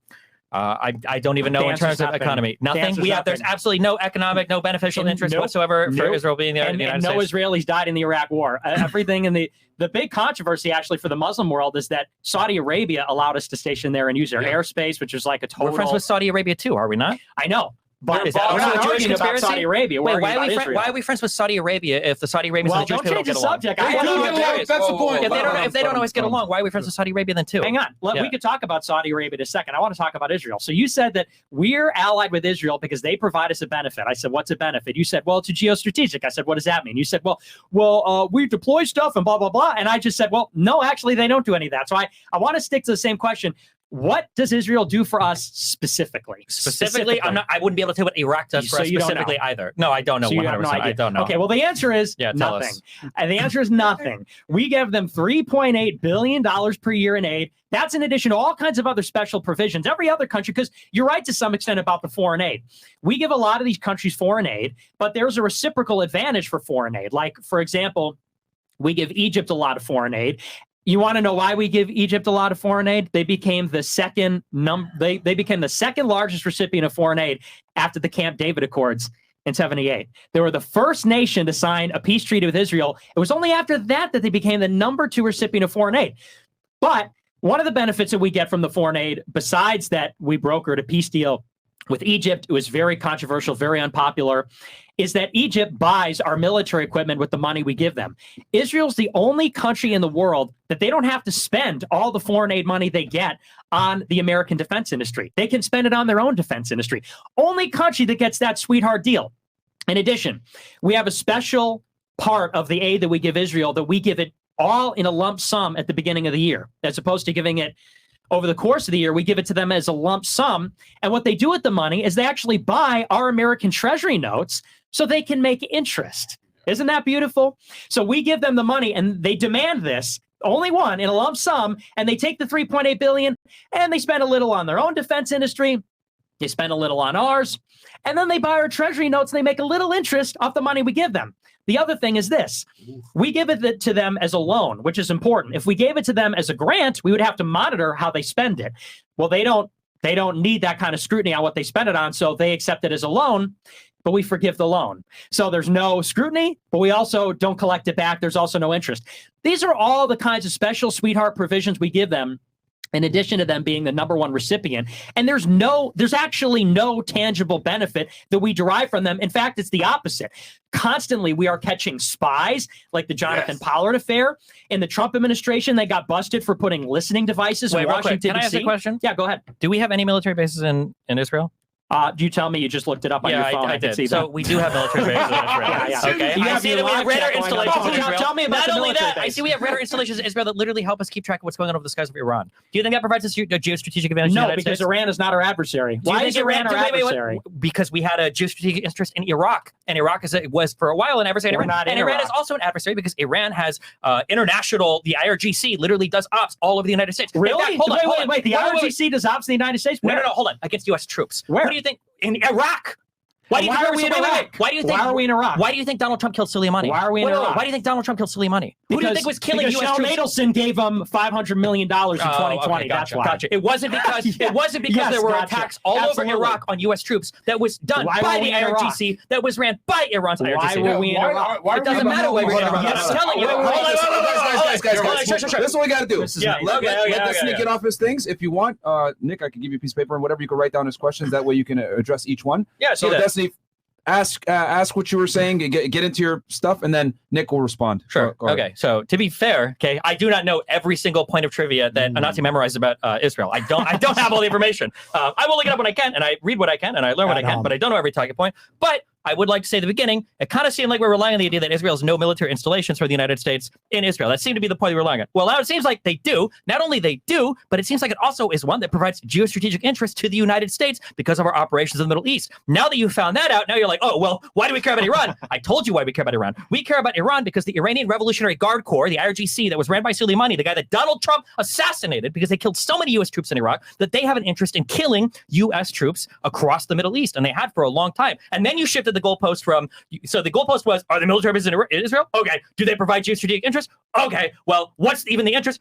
Okay. Well, why are we in Iraq? You're going to shift the goalpost over and over and over again. You can shift as much as you want, but Israel does have U.S. military installations, and we also have weapon depots there as well. And there's a reason why we have them. It's geostrategic interest. And there is a reason why they're spying on people that are killing troops in the Middle East. So if you want to keep shifting the goalposts, we can. I don't know if we're getting to the point where like, why were Jews persecuted in Rome fucking how many thousand years ago? Quick, just to clarify, what he said is, what he asked was, how many bases do we have? Didn't answer. Then he said, what benefit does America get from aiding Israel? And then he said nothing. He didn't say anything about the military bases. Sure. Well, because the answer is to give the impression that we don't get anything from them, because you did say that. He said we get no benefit from them. We just ship a bunch of money over that. Yeah. Did you finish your point though, Destiny? I want to make sure you get everything off before I turn it to Nick. Yeah, go for it. Okay, go ahead, Nick. Okay, so let me dive in here. The reason it's not shifting the goalpost, I asked you specifically, precisely, because you came on here without knowing it actually, and I want to point that out. You come on here and say, well, it's a weird, crazy conspiracy to suggest that Zionist Jews in America conspire to help Israel. That's weird and crazy. It's not tribal. It's not religious. You said the reason that it's way more boring and way more complex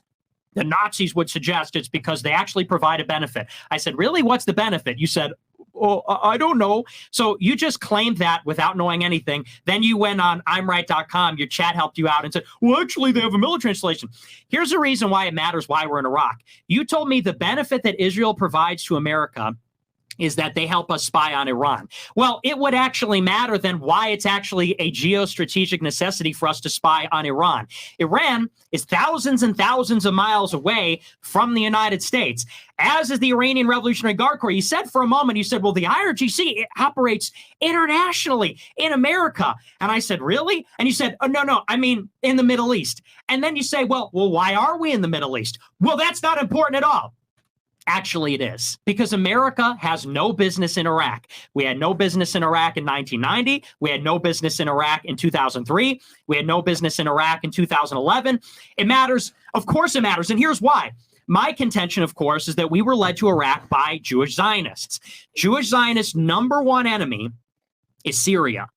Therefore, their number 2 enemy was Saddam Hussein. And the reason why is because of their northern border. In the 1980s, Israel invaded Lebanon, and a group called Hezbollah pushed them out. The history goes way, way, way, way, way back. But basically, they are mortal enemies with the al-Assad family, with Hafez and Bashar al-Assad, and with Hezbollah, with Lebanon and Syria. It's about securing their northern border. In any case, they have said continuously over the last 40 years that their number 1 adversary they got to take out, the road to Damascus runs through Baghdad. They have to take out Iraq to take out Syria. So my contention is that we went to war with Iraq basically for the benefit of Syria. It follows, therefore. Wait, can you explain that? Let me finish. It's very quick. It's very quick. Oh, fuck. It's super give you a quick. chance to. And then you can reply. It follows then that if we're at war in Iraq because Jews pushed us into that war to benefit Israel, it's actually not a geostrategic benefit for us to be able to surveil Iran or to kill the Iranian Revolutionary Guard, because the only reason the IRGC can kill our troops in Iraq is because we're in Iraq for Israel. So that's actually just a roundabout way of saying, well, they benefit us so that we can benefit them. They benefit us so we could kill their enemies when we're fighting their enemies in Iraq for them.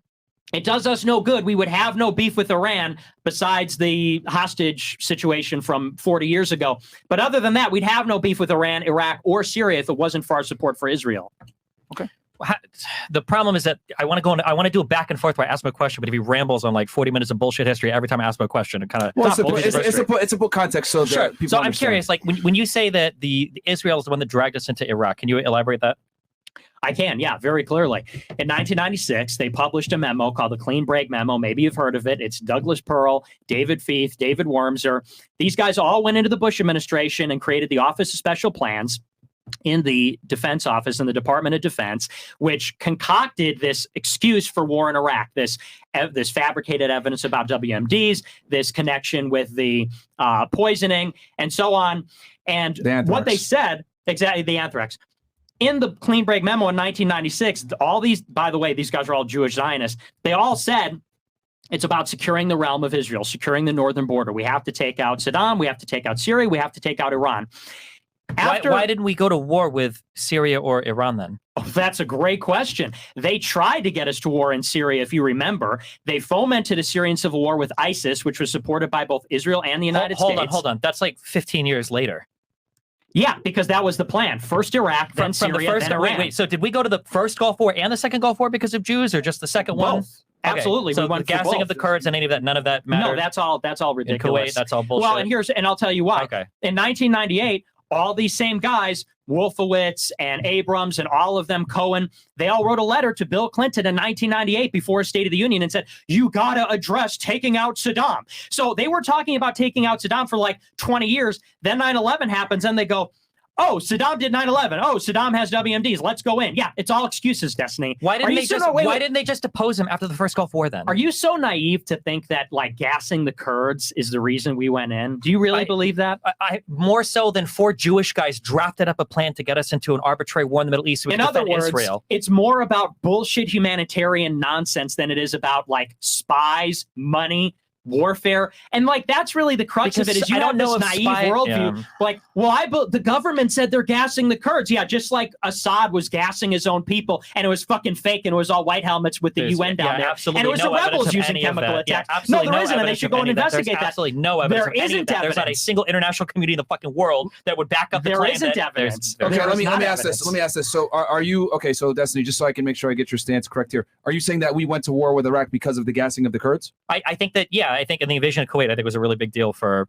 internationally why we felt like we had to step in and intervene with the Kurds being killed. Yeah, and then the chemical weapons on the Kurds. Okay. Yes, yeah. Okay, so Saddam killing the Kurds in the northern part of Iraq is okay. What's your response to that? We don't care about any of that. I guess. I think that's ridiculous. I think it's way more likely that 4 Jews somehow. Well, let me ask this, Nick. Would you? But not enough to depose Saddam, just enough to invade and leave him in power. Let me finish. Let's connect it. Would you say, Nick? Would you say that the gassing of the Kurds was a contributing factor, or you're saying it's not at all? No, I don't think so at all. Here's why. All right.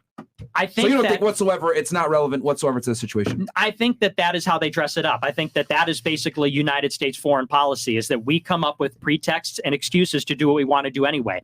Like, for example, and I'm not trying to just zoom out here, You don't but I think am the trying to invasion give of Kuwait, examples. you don't think that mattered either, right? What I'm here's the big picture, Destiny, which is I think what you're missing. Okay. Is that we give a lot of excuses. We said there were WMDs in Iraq. That's why we went to Iraq. Second Gulf There War. weren't any. You're mixing the first and second one No, up. no, I'm giving additional examples. Well, That why was- not just focus on the first Gulf War And here's instead of because talking you're around missing. a lot of Here's random why. shit? Because now you're interrupting, trying to derail. Because It's you not like to working, you're conflate a running whole bunch of interference. shit together No, because I'm you don't making have a an point. answer, No, yeah. because you're very naive and you think that the news media is telling you the truth about Well, just a very explain big then. Why did business, we do the first Gulf War? which is war. Okay, Yeah. let him give his examples, Thank and then you. can you please address the Gulf Be War more for him? rambling. Absolutely, Give your absolutely. examples because he's just giving examples of why the United States lies to get in certain Because he situations. doesn't have the answer to the first question, No, so no, he's going to he'll- obfuscate with no, stuff he's later. gonna- he's Look gonna at answer this. the- Look at this. It This won't is do it, but yeah, crazy. go for it. That's fine. Look, Yeah. he's getting nervous. I know his He's getting strategy, nervous because he yeah. doesn't know anything about foreign policy, so he So- doesn't want to talk so this about will it. do. Because the This four will do. Jews Nick- made the plan in '96. They got us to invade Iraq Nick, like please, 10 years later. This Still one, guys, going. guys, Listen to my Nick, guys. Nick, so please cover your examples of I will. how the United States does this to do things, and then please cover his first Gulf War because that's what he's interested in. 100%. All right. So I'm making a bigger point about United States foreign policy, which is that we conduct regime change operations. We go to war all the time. There's always a pretext, whether it's a gassing of the Kurds or it's what happened in Kuwait. The same is true of Iraq with WMDs. The same is true of Libya. We deposed Gaddafi in Libya. They said because, it's not like democratic enough. Does anybody really That's believe? not even true. Hey, whoa. Does anybody really believe that we go to war with a NATO coalition and we depose Gaddafi because the elections weren't free and fair? And the same thing is true of Syria. Constantly Why did trying to China create. abstain? Whoa, why are you interrupting It's me just- all the it's time? just- Is it because you're fuck not me, dude. confident in your positions? You No, have it's to derail? because every time you answer a question, you make up How about 50 this? How bullshit about points. this? You bring up the Guys, deposition of that's Gaddafi. called evidence. He's only Everyone mentioning- is acting like a nigger. Stop. No, Destiny, just let him finish his examples, and then please address the first Gulf War for him.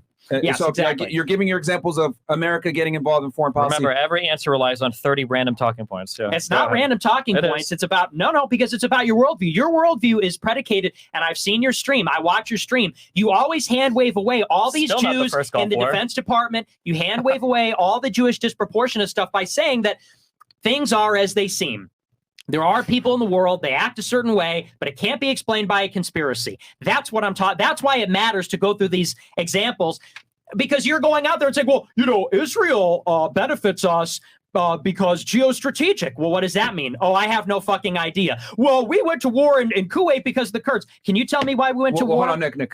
Give your examples, then the first Gulf War, and then you can ask him a question after. I already gave my examples. Okay. and then what about the first Gulf War then? Libya, For his- Ukraine, all these different interventions. They're always a none of these pretext. things are remotely similar to each other. Oh, Libya, if I laugh, Ukraine. it looks like I'm not losing. If You're I just- laugh, it looks like I don't have a well, let me completely name naive off 15 worldview. random facts, and I'm gonna Spies fact check and on every money single thing you're talking are about. real. Oh, Yeah. The But Libyan invasion was clearly China's USA. in the Defense Department. guys, please. Yeah, it's about Kurds. Let's keep this civil. Yeah. Okay, because he asked a question about the first Gulf War. Why did we go? Is that your question? Why did we go into war with the first Yeah, Gulf I'm War? just curious how Jews are concocting every single fucking thing. And then Okay. also keep in mind Not too, everything. the only evidence of any of the fact that like the Jews are behind this is because some people that are Jewish are involved in writing some of the plans. Well, explain will only- Kanye. that Explain will J.P. only- Morgan and that Kanye. Let's go to the will- good stuff. That is Okay. always Fuck going the to Gulf be War. Let's go to Kanye. Well, hold on. in the totality of this conversation, the strongest evidence that Nick will ever offer for his position is some of the people involved are Jewish. Okay, so Nope, let's hit wrong. the first Gulf War because he's asking why did we get involved in the first Gulf War? We got involved in the first Gulf War for the same reason we got involved in the Iraq War. It's because the Jews had a problem with Saddam Hussein. The Zionists had a problem with Saddam Hussein. It's the same situation. And here's why I bring up the letter to Bill Clinton 98. It's because once again, we can take the explanation that we were given by the news media that Israel, our closest ally, because they help us. Went to war in Iraq because WMDs, I don't know, we were fooled. We went to war in the Gulf War because of the Kurds. What I'm trying to say is that was already the policy. They were agitating for war for a long time. The neocons were agitating for war for a long time. Can you tell me how did we make Saddam Hussein invade Kuwait and then use gas weapons against the Kurdish people? We didn't make them do that. That's the pretext. How are That's we the agitating excuse. for it? That's the excuse. Yeah, can you tell me how we were agitating for it? No. I'm not saying Oh, they I know you agitate would. for that. Okay, okay. What What are we you agitating saying? for? I'm sorry. What are you saying?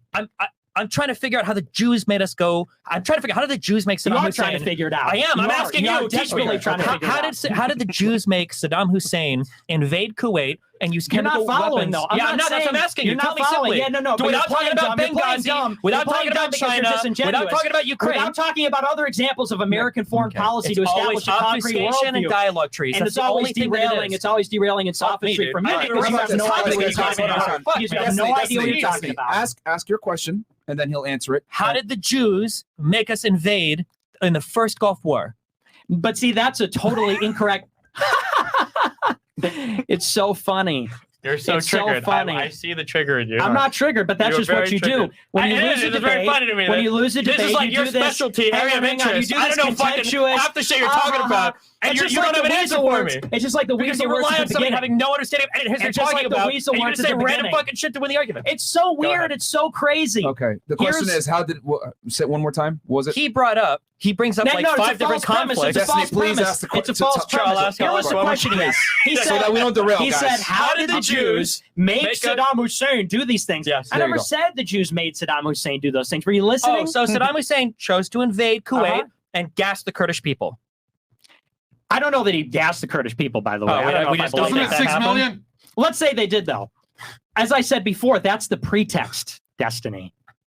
Countries do bad things all the time. Were there other countries that were Let me using ask you chemical this. weapons on Were their there- own citizens in the Middle East that we had no interest in? Wasn't that one of the reasons why we went after Gaddafi? Was claims of torturing people, locking them up in prisons? No, we said. Why is it that the we went reason to why invade? Why it is was it that we went to following- wait, invade? wait, Why tell is it that me, we tell went to me. when we went to depose Gaddafi? Why is it that even China abstained from voting against U.S. involvement in that? Because they knew that Gaddafi was a fucked up person, and they knew that that country was being ran in please, fucked yeah. up ways. China's not ran by fucked up people, and there's no other fucked up I'm just countries in saying, the world. China Let had me the ask you ability this, to enter, Destiny. and everybody Let say, me "Don't ask you do it." this. There's Let me a ask you reason why this. they abstained. Let me ask you this. Uh-huh. So we went into Libya. We went into Iraq because it's fucked up guys doing fucked up stuff. We changed from the first Gulf Are War. there Note any that. Go leaders? ahead. Are there any leaders doing fucked up stuff in Africa and Latin America? I think that generally the United States Yes or has no? Yes or no? Yeah, they're probably of course. I'm pretty Okay, sure there's like 6 ongoing genocides. where are the ground wars in Africa and Latin No America? geostrategic interest, and I don't know if Okay, there are. I don't know if then there's back to the original democracies point. there. I don't know if there are democracies Back to that the we original feel like point. are worth What was the supporting. geostrategic interest in toppling Saddam Hussein in 2003? That entire area, because of its location near Russia, I believe, is of interest to the United Because States. of it. So we invaded Iraq because of its location I didn't near say we Russia. invaded. I didn't say we invaded Iraq. See, this is why. he Oh, has I'm not to gonna. You don't want me to obfuscate. answer the question? This There's is a why reason he why he has doesn't to want me to obfuscate. Let him answer. answer, Nick, please. Oh, now there's no interruptions. No, Okay, let him answer. Yeah, And let's then- hear and it then about Destiny. Russia. Answer, The reason and why then we you can Go invaded- go. Sonic the Hedgehog. Let's The reason go. why Let we him- invaded let him Iraq, answer, and then you can answer. the reason why we invaded Iraq is because Saddam Hussein invaded Kuwait with shitty pretext and used chemical warfare against the people of Kurdistan, the Kurds living in the north of Iraq. The reason why we have an interest in Iraq is because of the location on the globe. So if you want to tell me why we're interested in Iraq, I can tell you that. If you want to tell me why we invaded, I can tell you that. Those are the two separate answers to that. Where were the Jews involved? Uh-oh. Well, wait. Now So we'll let him, now let him respond. I want to follow on this a little bit. So you said, well, we invaded Iraq and Libya because even China realized that Gaddafi was a shitty guy. This is like Reddit talk. Gaddafi was a total Where did the first Gulf fucking War go? asshole. Note that he moved Gaddafi again. was a total freaking asshole. That's why we invaded. And I Locked said, people up, okay. tortured them, hang on. get- Whoa, yeah. interruptions. Can we get a Okay. check Yeah. on that? Oh, the Hit list. the Gaddafi thing, and Okay. then please answer his question about the Iraq. So I said, well, what about all the shitty people in Africa? What about all the shitty people in Latin America, terrorist groups? And he said, well, so really it's not about their shitty people. It's because they're shitty people and it was geostrategically important. I said, what's a geostrategic benefit? It's near Russia. Really? So let me get this straight. If we invaded Iraq and the geostrategic benefit is that it was near Russia, which look at a fucking map, why wouldn't we just go into Armenia, Azerbaijan, Georgia? Why wouldn't we go into Ukraine? Why wouldn't we accelerate Ukraine's membership in NATO? This is in 2003. Why would we make Ukraine a NATO member in 2003 when Putin had been in office for 3 years? Why invade Iraq if that was a First of all- geostrategic benefit? Sure. Let's hear it. First of all, we've already drafted nations that are literally bordering Russia into NATO. That's what we did with the Baltics, Estonia, Latvia, and Lithuania. yeah. So we've already done that. In terms of reaching into countries that are more northern and eastern, or from Iraq, my guess is going to be because we don't have any connection or reasonable way to support those countries. We just don't have What it. does that mean? We have no reasonable way to As in support the what geographic country? locations of places like Turkey and Israel make them easier for long distance support rather than Really? places like Armenia, Azerbaijan. So where's Georgia. Azerbaijan on a map? Do you know? Northeast of Iraq? It's east of Turkey. Yes. So it's right there. It's right there with Armenia. It's right there with Turkey. It's right there with Georgia. Georgia and Turkey are allies. Why wouldn't we just go for Azerbaijan? Georgia already had Russian troops in the country.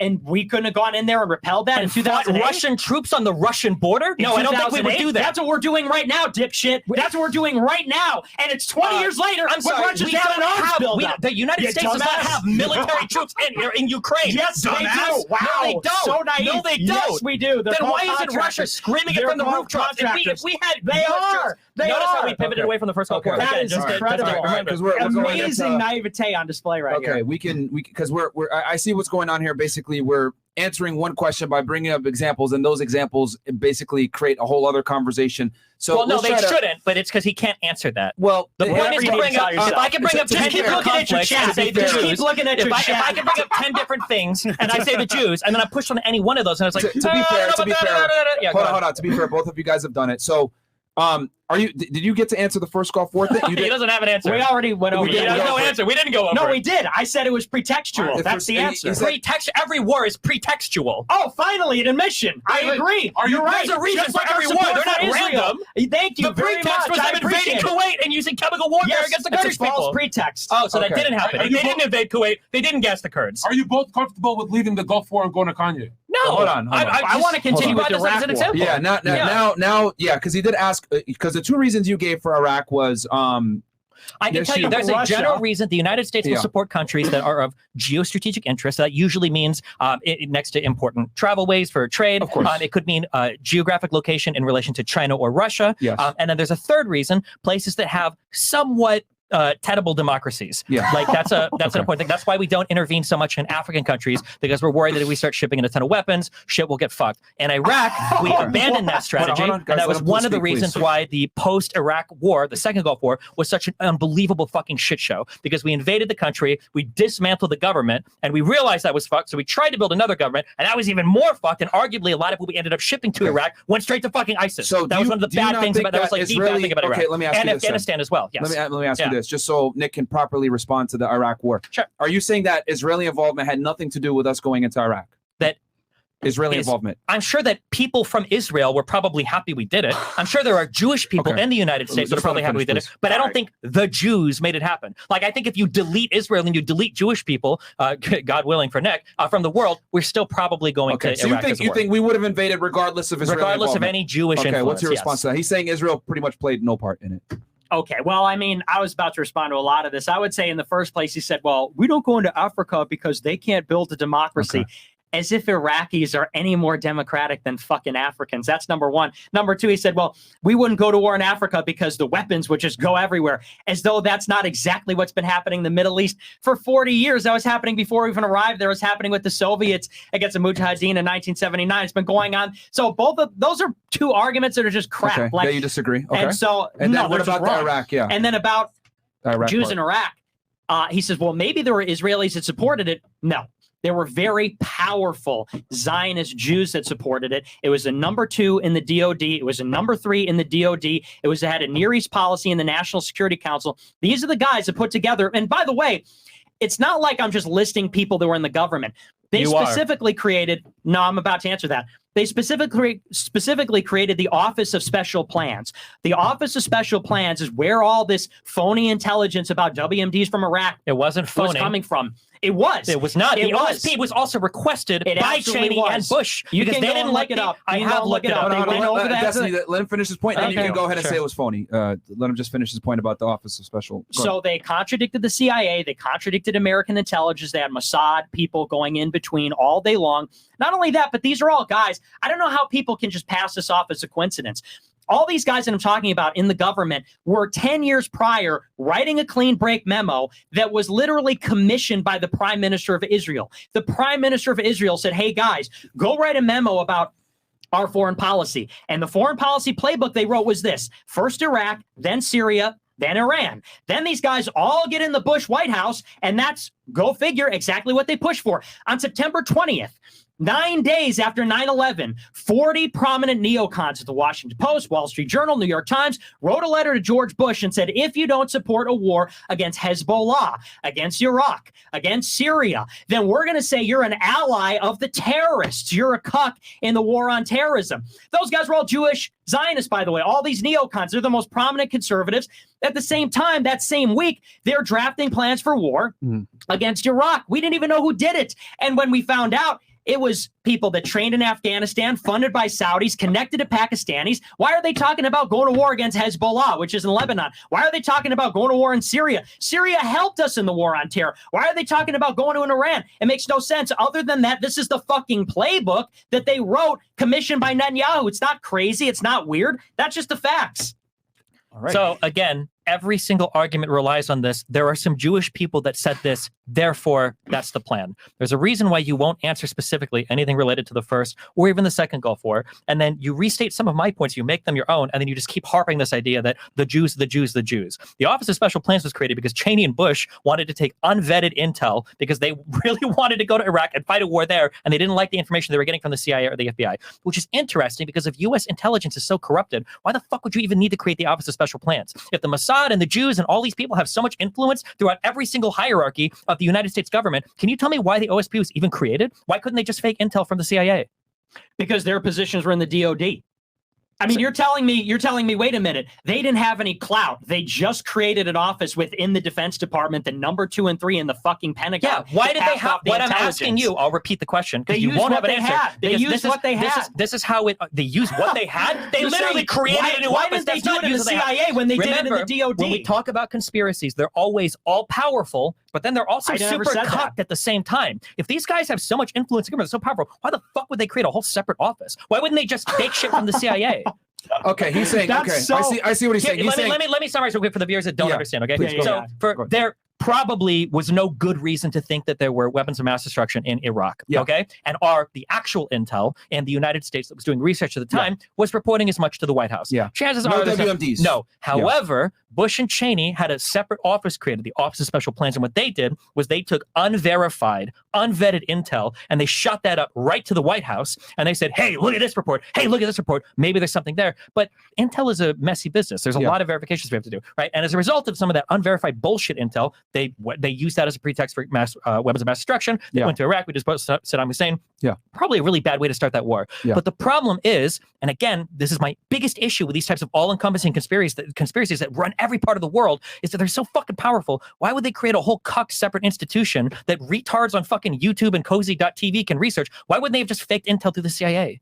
Okay. So you're saying why create this entire other entity? Like, how suspicious are you? Where it's like, we're going to create the Office of Jewish Plans. I mean, I'm sorry, the Office of Special Plans, not the Jewish one. Okay. And then we're going to use that to go. Why not just go through the CIA? Okay. That's fine. Hang on. I see this question. This question is, why create an entire another branch of U.S. government to create a narrative to go into Iraq when we could have just faked intel from the CIA in the first place? I see what you're going. That's so funny to me. I mean, because first of all, He won't answer that, by the way. Go ahead. Okay, is that interruption going to be clocked? He's going to answer. He's saying, why create another agency? He's going to ramble. He's not going to answer. Come up with information. There it is again. There it is again. See, they don't want me to talk. The blue blinker need to chill. Everyone chill. Go. So let me jump in. I love this argument because first it was like, well, it's really weird and crazy and blah, blah, blah. Then it turns into, well, why would the Zionist Jews that wrote the memo and work in the DOD in the number 2 and 3 positions, why would they create an office to funnel in unvetted intelligence from Mossad instead of doing it in the CIA?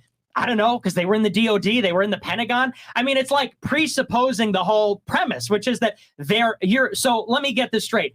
You're conceding that there are Zionist Jews that wrote the clean break memo working in the Pentagon. They were funneling unvetted intelligence given to them, and this is reported by witnesses, from the Mossad to, which is Israeli intelligence. You probably don't know that because you're ignorant. Geostrategic interest of the Middle East. Israeli intelligence. Thanks for another interruption. So you're admitting you have Zionist Jews who wrote the memo in the Pentagon and in the State Department, in the DOD. They're funneling unvetted intelligence from foreign intelligence agencies into the government, and that was part of the war in Iraq. Is that all what you're saying? You're admitting that? Yeah, you restated my whole answer. Let's see if you'll answer my question now. Go ahead. Well, so then I don't think there's any disagreement. I mean, if he's going to sit there and say but he's wrong because he's saying they control everything and everyone. No one ever said that. My thesis at the beginning is that you have these Zionist Jews in these positions. They have leveled up. In some cases, they have been helped by foreign intelligence to get there, and they use their influence and power to help the state of Israel, which is basically what you're conceding. I never once said they control everything. Anybody will tell you that there are divisions, the CIA, FBI, NSA, State Department, DOD. There is factionalism within all these groups, and some are more infiltrated than others. So nobody said, well, they control the whole government. If I can prove they only control the DOD, then therefore I win. And we agree. You're right. Zionist Jews in the DOD did give intelligence from the Mossad to Bush to bring us to war in Iraq. We agree. Why did they need to create a separate office for it? Because they needed to bypass the CIA. Yeah. Why couldn't they have just gone to the White House themselves? There's rules and regulations they got to follow. That department doesn't have to. There's rules and regulations for going to war in Iraq by creating a separate office. This is a mechanism that they did. Yeah. Why would they create that then? I just don't know why you wouldn't just pass it up through the CIA. That's what they didn't pass it up through the CIA. They passed it up through they created this office special plans. They created the reported to the NSC. Just to be clear, here's a summary. Basically, what he's saying is that the CIA was not compromised with Zionist interests to the same degree that the DOD was, so they did it through the DOD. Exactly. Is that the answer? Pretty much. That's the answer. Pretty much. So the CIA was not, because they're different agencies. Yeah. I mean, I understand that. Yeah. But like the idea that the Jewish Zionists have the levers on our financial system, on I guess the DOD and the Pentagon, but our Now we're intelligence talking about agencies. the financial system. Okay. Well, no. These are your words. You're saying that Jews run everything. You can look at me. It's okay. Don't be nervous. The topic was Iraq. It was, but you never gave me the I like answer. how you threw a funny part in to distract from the fact you're losing. Go ahead, look at me. Don't be nervous. Okay. You're the one I that's see you losing. staring off into the corner. You're having like a little autism attack. It's okay. amusing. Do you have any I'm just Adderall for this amused guy that over you here? said He's they like, he's were getting a little bit worried. Okay, let me just, besides the insults, let me I'm just saying that like it's frustrating because it reminds me of arguing with my mom, right? Where she says the elections are rigged. Well, how did Trump win in 2016? Well, enough good people showed up that day. Like Now it's it's about always the rigged election. until it's not. I don't know how, if we get so much Israeli intelligence, it's so corrupt. Why couldn't Israelis just passed on fake intelligence through the CIA and gotten us to go to war with Iraq that way? I think his answer was basically that the His answer was that we can't do it that way. Yeah, we weren't compromised that way. The CIA to the degree where it can go up, where we can go into war, but we were compromised at the DOD level, so they did it through the chain of the DOD. Gotcha. Steven Okay, has a better so strategy, though. let's say that I buy, which is ridiculous. I'm just summarizing what Nick said. I understand. Let's say that I buy all of that, which is already too much, and it's hilarious. All right. Why is it that they created their own little office of Jewish plans? They got us to go to Iraq. Why the fuck didn't they get us to get rid of Saddam Hussein? Why did we keep him there? They did. What do you mean we kept him there? We got him in 2003. Why didn't we get him in the first Gulf War? The fact is, we got him. Whoa, shit! What's funny about that? Why didn't we get him in the first Gulf War? We got him. Did they need a second office? They needed a 9/11. Oh, okay. Boom. So there's no answer. So is No, so he did. no. Hold on. So That's to be clear, amazing. That's amazing. To be clear, because also, by the way, the best answer, the best reason for why we should have gotten rid of Saddam Hussein after 9/11 was because of the first Gulf War. So if we would have deposed him after Gulf War I, I don't think anybody would have even cared, right? So, the let motherfucker me used get this chemical straight. warfare against the Kurdish So the people argument and is, invaded well, Kuwait, why which didn't is they to do this it through the day, CIA? which is to this day, like one of the most U.S. loyalist fucking countries on the planet because we saved them when Saddam Hussein invaded. So my question is, if the Jewish people, I'm laying it all out, okay? The Jewish people have so much influence in the DOD, they create a special office because Israel really wants us to go to war with Iraq to get rid of Saddam Hussein. Okay. They managed to do all of that successfully, and they get the most powerful nation in the history of the world to go to war with another nation that doesn't even border Israel to depose Saddam Hussein, but we don't even get rid of Saddam Hussein. What the fuck? Well, hold on. Doesn't even border Israel. Wow, what a When lack was of the Office of understanding. Special Operations created again? I think it was 2003. So it was created after 9/11. I think that's what he's trying to say. Is like they needed the 9/11. That's why they created the office, and then that allowed them to circumvent CIA But hang on, intelligence. Myra, Sure, but let I'm me saying argue. if Hang on. for the This first guy- Gulf War, this guy can ramble and interrupt. Bro, I you get rambled so much. No. Nick's good. Yeah. All right. Jesus is king. Go, Nick. So I was just let me- summarizing what he was saying. That's so, amazing. And I can argue here. Yeah, So go ahead. it's amazing that the argument started out with crazy, weird. They think Jews run everything to like, well, why didn't the Jews take out Saddam Hussein the first time? Why didn't the Jews do it this way instead of this other way? Will you engage with the fact that these people wrote the clean break memo for a foreign government and then were in the most important national security positions 7 years later? Will you engage with that at all? Yeah, Will you address but that? the problem is you haven't established anything other than No, the fact no, that these guys engage were with that. Jewish. Tell- engage tell with me it. what you think about that. Yeah, they might have been Jewish. They might have been like they Israel. were. No, they were. Sure. Don't say they might have been. That's a weasel They were word. Jewish. They probably supported the nation of Israel. Okay. No. They don't. Hang on. Let me tell you the facts. Nick, I don't care unless you can Why don't show you me care? because you have to show me a Why don't you connection. care? It's not enough to say They're let me Jewish show and you they support the Israel. Destiny, he's getting there. He's getting there. He's not going to. He has no evidence. But go He's for it. got- That's amazing. He's going to talk for a while, but there is nothing. The clean There's break nothing. memo is the foundation. Go ahead. So, because I want you to engage with this. In 1996, it's not like maybe they supported Israel, maybe they're Jewish. Again, with the weasel words, no, they were Jewish. They were Zionists. They didn't probably support Israel. This was commissioned by the state of Israel. Bibi Netanyahu commissioned them to write this. And they write in 1996 a memo that says, in order to secure the realm of Israel, we need Saddam gone. We need Syria destabilized. We need Iran gone. These are guys that then go and work at the highest level positions in the DOD. They create the OSP, which creates the intelligence for the war in Iraq. And that was their plan, actually, to go into Syria. If you look at some of the classified documents, they wanted to go into Syria, but the Iraq war was a big deal. And we wound up supporting rebels in Syria anyway. So will you engage with the fact that, I mean, that's a pretty clear connection. It's not. That's not. It's not. You have to show that Israel was controlling the United States foreign policy. There was popular support in the United States for the war. There was support in Congress for the war. Wow. We got the authorized use of military force. We did the first Gulf War. And we did the second one. You don't need Jewish anything to explain any of that. So a foreign and naturally, there's a lot of Israel enjoys broad support in the United States by most of its citizens. You don't need to control the media. Okay.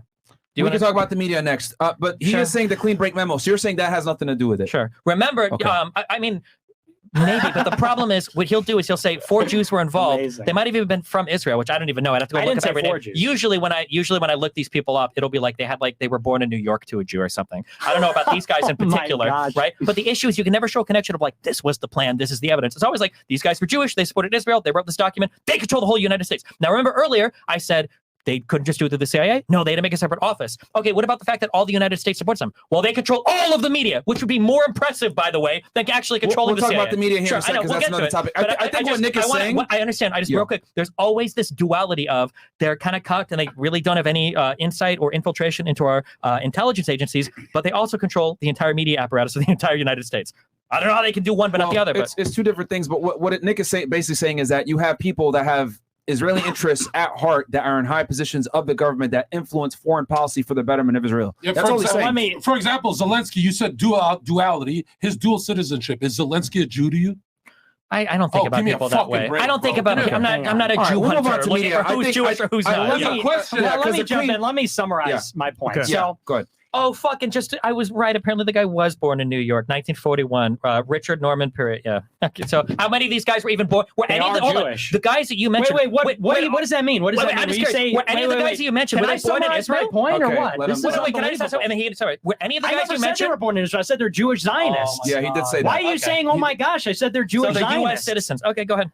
I said they're Jewish Zionists, Destiny. I didn't say they were born in Israel. They're American citizens, too. They're who have Jewish. a right to serve in a military and our DOD, just like any other citizen. Okay, that's totally it's so amazing. Interesting that you didn't mention that, though. Another interruption. Okay, gotcha. But we're not going to control that. That's okay. He did call them Zionists, which you can be a Zionist and hold a U.S. citizenship while simultaneously.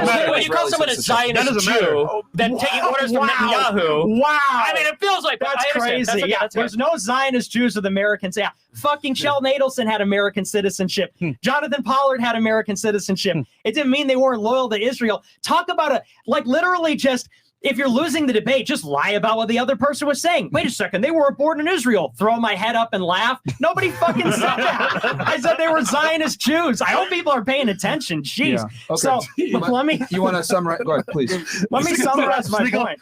Stop laughing, Sneako. You stop laughing. Go ahead. So let me summarize my point. My point is this. Okay, it's not just 4 guys. I said, and this is the whole debate. I said you have guys at the highest level of government. I'm talking about these specific guys because it's so egregious. They get commissioned by a foreign government to write up a strategy for that foreign government, and then they go and implement it in the United States government 10 years later. And people can say, well, but there was support for the war, but the American people supported it. I threw out evidence and said, well, in 1998, all the same Jewish neocons, including all the 4 authors of the memo, including all the people that signed that letter on September 15, 2001, they signed a letter to Clinton in 98 before 9/11, before the WMD stuff, supporting a toppling of Saddam Hussein. In other words, they wanted it before there was a 9/11. They wanted it before there was popular support, before it was in the conversation. 9/11 happens, and within 5 days, it's not just 4, you got 40 prominent Jewish neocons, Washington Post, Weekly Standard, New Republic, Wall Street Journal, New York Times. They all write, and by the way, all Jewish columnists too. Charles Krauthammer's another one. they all sign a letter saying you got to go to war, not just in Iraq, but against Hezbollah, against Syria, against Iran. What I'm trying to do is paint a picture. I'm not saying that the Jewish lobby is omnipotent. I'm not saying that they control every aspect of government. I'm saying that it's not a coincidence that they're there. It's not innocuous that they're there. That was the original premise of the debate is, are they just people that happen to be there and do things? Or are there people in these positions where it becomes problematic because they have a tribal loyalty, a political, religious loyalty? That was the thesis of the debate. I never said, they control everything and this and that. And I think that's been basically established. But you want to debate like, well, why didn't they do this? Why didn't they do that? Without actually engaging with any of the evidence I provided. I've engaged with everything you've given me. No. But you're not providing anything compelling. Okay. I don't know why, Okay. if for everything you're saying, for instance, so first of all, let's acknowledge you are purporting that these Jewish people are among the most powerful and influential people in all of world history, right? If they're controlling literal foreign policy from the United States of America, which is the strongest empire that has ever existed in U.S. history and in the world history, right? You're asserting that these people are the strongest and most influential people in all of world history. And then you're telling me that for the first Gulf War, they couldn't just get rid of Saddam after he used chemical weapons. You're telling me that they needed 9/11 to go in to Iraq the second time. Why didn't we also go into it? You're saying that Israel wanted to get rid of Syria. They wanted to get rid of the Ayatollah in Iran. Why the fuck didn't we go in? Why didn't we go to those two countries next, right after Iraq? We went to Afghanistan, didn't we? We didn't like Pakistan. We went into there to kill Osama bin Laden. Bin Laden. Why didn't we just go right into Iran, right into Syria after Iraq? Well, and I addressed that. Again, it doesn't mean that they are omnipotent, but they are pushing for that constantly. They're pushing for war with Iran constantly. They're pushing for war with Syria constantly. And you're ignoring the fact that there is a shadow war going on against Assad in Syria. There has been for over a decade now. And that is supported by Israel. That's supported by the United States. And by the way, it also has John McCain's fingerprints all over. We could get into why not get rid of Assad like we did with Gaddafi if the Jews are so influential? Because the war was extremely unpopular. Barack Obama gets elected in 2008 on this, we're going to end the war in Iraq. And Barack Obama actually, whoa. hang on. You're interrupting me. Okay. I'm answering your point. You said, it's going to be 10 more minutes of rambling. I'm going to bring you back to this, but go ahead. It's not rambling. Don't say it's rambling because we're making an argument here. It is here. Rambling. Okay. The argument is not that they control everything and they're so powerful. It's that they're extremely influential. They have a tribal loyalty. They use their influence to advance it. That's the thesis. So to say that when you say, well, why didn't they just do everything they wanted? Well, because I think that they don't have absolute control of our country. Thank God for that.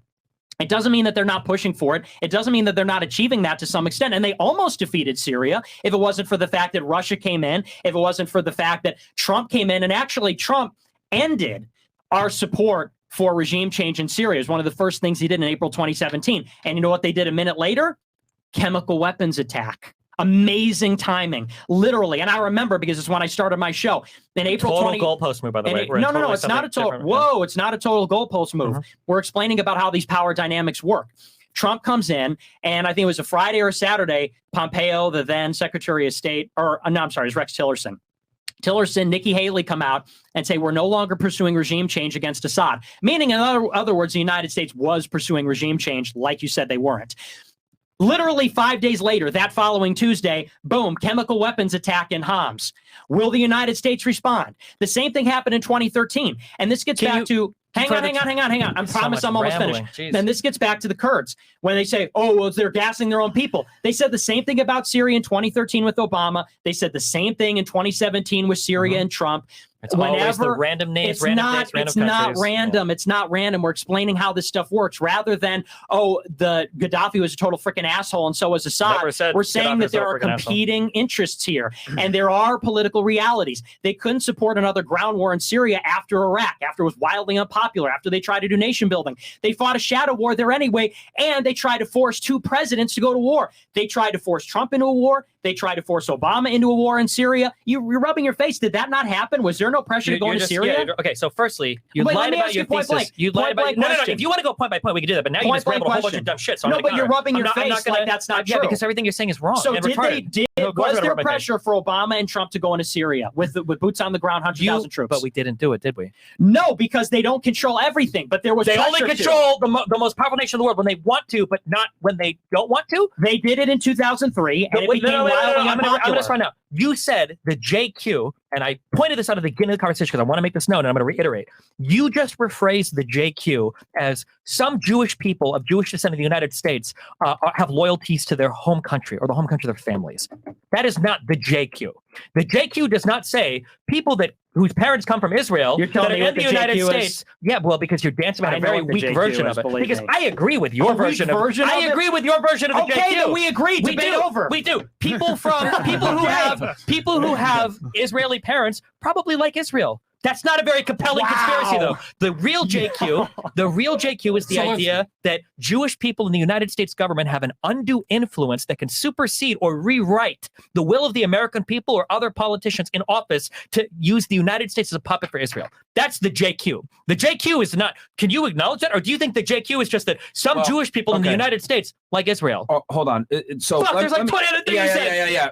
Okay, go ahead. No, because if we're gonna go real JQ, what it was originally put out there by Hitler. What do we do with the Jewish people? They're a problem for society. We need to get rid Well, of and them. that's what he thinks the JQ is. The JQ is not just Jewish but people it's like 100 other Israel. countries. But you gotta modernize it now. So that was the original JQ. Was like, what do we do with the Jewish people? That's where the Havara Agreement came in. Well, yeah, but remember, he said Netanyahu wrote the document and then gave orders to the four Zionist Jewish people in the United States. Well, I'm getting there. Yeah, what we're saying now, he's arguing, right? So the JQ, that's what it originally was, but now it's more modernized. Now, what the JQ is nowadays is, do American Zionists who have dual allegiance to the United States and Israel, do they push Israeli interests before their own as American citizens, especially in U.S. government? He's saying that they do. They write foreign policy that influences American policy that benefits Israel, which puts the United States in compromising situations. He cited wars, etc., that weren't necessarily always in our best interest. And he's saying that they don't control everything, but they definitely have a very strong say in American foreign policy. That's what he's arguing. And if there were wars that the United States was running into to its own detriment that it didn't have popular support for, that might be something I would agree with, right? However, Nick himself stated, why didn't we go into Syria? Because there wasn't the popular support. Wait. This is so important, okay? Because it's part of the conspiracy. He said, I asked, why didn't we go into Syria? Because he said that the Jewish people wanted us to get rid of Iran and they wanted us to get rid of Syria. But we didn't do that. Why? Because there wasn't popular support for it. But earlier, when I asked about popular support in the United States, he said the Jews controlled the media. What changed?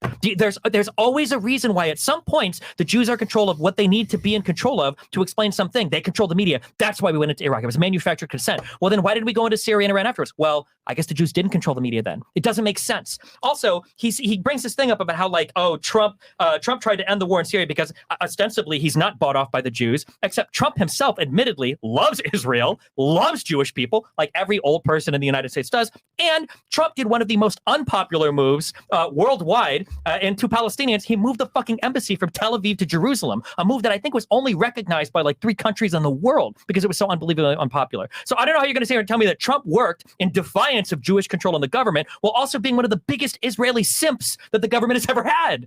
Yeah, so let's take this piece by piece. First of all, without interruptions this time.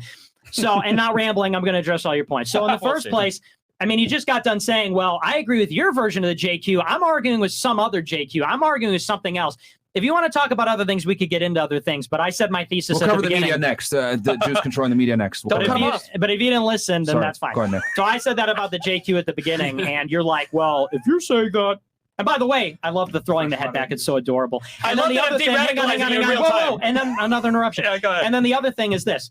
So then you throw out and say, well, wait a second. They brought us to war in Iraq, but they couldn't bring us to war in Syria?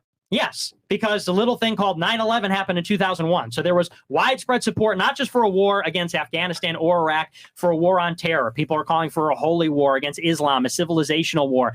We go to war in Iraq under false pretenses, like we talked about. The people that created the Office of Special Plans, that manufactured the evidence for the war in Iraq, were all Jewish Zionists that wanted a war in Iraq for Israel. And by the way, all the people that pushed the evidence was the Prime Minister of Israel, Netanyahu. It was also all the Jewish Zionists in the media, which you never seem to address either. You say, well, they control the media. I told you, 40 of the most influential publications published a letter on September 15th calling for that war. We go into the war on a false pretense, riding popular support that was based on 9/11 and the false pretense. The war's a disaster. There's high casualties. It goes on for a decade. It's wildly unpopular. And you say, oh, so, they control the media and the war machine sometimes, but not all the time. Yeah, they had more play after 9/11. They had more play when they manufactured the first line to Iraq. They didn't have as much play to get us into Syria. It doesn't mean they didn't use the same playbook. They did use the same playbook. They used a fake chemical weapons attack in 2013. They conducted shadow warfare against Syria in the same way, funded the so-called moderate Syrian opposition. They brought back ISIS, all these kinds of things. Just because Obama came in, and Obama was anti-war just like Trump in a certain respect, just because Obama balked and turned it over to Congress and Congress said no, doesn't mean the Jews don't control everything or they don't have influence or something. They exhausted the mandate they had from 9/11, and they also destroyed their credibility with the WMD lie. The same is true in 2017. So just because something, Iraq happened, 9/11 happened, to say that things are not the same today as they were then does not just prove the point that Jewish people have influence. What's more, and this is the last thing I want to say, because you actually said media. You actually said something revolutionary. You said that Jewish people have loyalty to Israel, and you said it like, duh, yeah, I fucking agree. But it turns out that's the definition of anti-Semitism. That's what got me in so much trouble from the beginning. I was a normal college conservative, and then I put out a tweet in 2016, and I said, if you have dual loyalty to Israel, right now? I said, if you have dual loyalty to Israel, I said, you're not an American patriot. And Ben Shapiro comes in and says, well, that's the definition of anti-Semitism. And I looked it up, and it is. That's the FBI, that's the State Department, that's the CIA's definition of anti-Semitism. So what you just said, if you say that Jews have more loyalty to Israel, I absolutely agree. That's the basis of the JQ. But earlier you said people do things. There's Asians that are programmers. There's Mexicans that are landscapers. Now you're saying Jews may have some loyalty to Israel. So, you can shift the goalpost, but you change your mind on that over the course of this talk. Okay. Now, the next topic that we're going to talk about, as you guys know. Oh, wait, can I just one important thing? Really one important thing. He won. Why did you do that? Then I'll hit the next topic. Why did Trump move the embassy to Jerusalem? Because Sheldon Adelson paid him. By moving the embassy is a symbolic gesture. Do you think that's the same as a ground war in Syria? Honest question. Is it the same as a ground war in Syria? No. Although Trump did bomb Syria, didn't he? Didn't Trump bomb Syria? Yeah, he did. Yeah, he bombed the airport, right? 50-minute missiles. Sure. So he did bomb the airport, and he moved the. So Trump is avowedly pro-Israel. Yeah. Trump moved the embassy to Jerusalem, which, by the way, Jerusalem is one of the most important battles right now. Jerusalem is one of the most important battles right now for Israel. Right, is gaining complete access over their literal fucking holy city. Not right? Really. No, that doesn't matter. You don't think most Jewish people don't give a fuck about Jerusalem? Because it's not strategically important. What's strategically important is Lebanon and Iran. Dipshit. Oh, the two countries that we weren't able to invade as the United States. The two countries that are pushing us to go to war all the time. Why didn't we go to war with Lebanon over Iraq? If that's so much more important, that is the plan. That's the plan. Wait, why didn't we do that though? It borders Israel. Why did we go to Lebanon over Iraq? You want to know why? Yeah, tell me. You don't even know the answer. I don't know. I want you to tell me. You don't even know the answer because you're ignorant. I know. Because the real threat isn't Hezbollah. Okay. The threat is that there is a network that connects Hezbollah logistically to Iran through Syria. That's the problem. Yeah, but that network wouldn't matter if Lebanon wasn't loyal to their interests. It's not true because you'd just be moving the border north. The reason that Israel wants to take out Syria and Iran, you could look this up, it's because Hezbollah pushed them out, and Hezbollah wouldn't exist without the support of Iran and Syria. Okay. If you want to talk about geostrategy, that's the problem. So the Jewish people want to take out Lebanon, Syria, Lebanon, Syria, and Iran. They want to take out those two countries, and somehow these fucking retards got us go with Iraq? The only country they don't want us to take out? Good one. And they do it twice. They fuck up twice, what's amazing? 2 times. And Gaddafi in Libya? You know where Libya is? You know what continent Libya is on? In fucking Africa. Why the fuck are we going down there? Try to calm down. First of all, here's the amazing part. If you read the clean break memo, the first country they say to take out is Iraq. So that's okay. You didn't know that because you never read it. So. We talked about the geopolitics. Myron, that was a blitzkrieg. Yeah, I gotta say, best fucking hit follow and subscribe, nigga. We got 95,000 people watching right now. That's it. Come on, everyone else is too scared to talk about this. We need about 6 million in that chat. So yeah, guys, share this with everybody. So now we're gonna get into the next topic here. Okay. Kanye West went on Drink Champs and he mentioned that the Jews control the media, they control the banks, etc. Obviously, he got debanked right after. Right. Lost his billionaire status in a day, pretty much. Everyone, went crazy on him, saying that he's anti-Semitic or whatever for acknowledging that Jews have a disproportionate amount of influence in banks and media, Hollywood as well, and Hollywood. And people didn't like that. So far, that Harley Pasternak threatened to take away his children and said that I'm going to send you to Zombieland to medicate him. Okay. So, and this again was he was a certain group of person, and all of Hollywood, they wanted to medicate him and control him. Yeah, and Kanye West, I will say this: he brought this topic up to light, which is why people have been talking about this and or scared to talk. Actually, more likely scared to talk about it because you can get canceled for talking about this shit. Yeah, and they can take away your family. That's the threat. Harley Pasternak also was the same person, like speaking in Ellen Page's ear, and now Ellen Page is now Elliot Page. A lot of these Hollywood handlers, they give you this woke ideology instead of making you speak up. If they don't want you to speak about stuff like this, that's why everybody's extremely afraid to talk about it. So I will say this. I will go ahead and turn it. Nick, do you want to kick this off with the media, Hollywood, etc., or if you want to just keep it direct with the media so we can stay focused, we can talk about that. Or does I've Destiny got a good way to want lead it off into that if you want to talk about that. Lead it off, please. Real quick, yeah. Was that a Roman? I thought I just saw Roman go up. I'll show you a Roman. All right, go. Lightning more. Let's go fast. Lead it off. Hey guys, do me a favor. Check all these guys out. All their links are below. Support Nick on cozy.tv/Nick. Support Destiny on YouTube. Support Zherka. Support Sneako. Twitter. Rumble.com/Sneako. And then check out the official John Zherka on everything else. So guys, support these guys. Like I said before, everyone else is way too scared to have this conversation. You ain't gonna catch content like this anywhere else. And chat, after this one, if we don't go live for a week and you compare our content to what the fuck Ethan Klein shit you've been watching, you're going to be suicidal. Don't be suicidal, chat. Remember, you support us. We give you more gold like this. And Steven, I was just going to ask you, right? I was going to ask one question.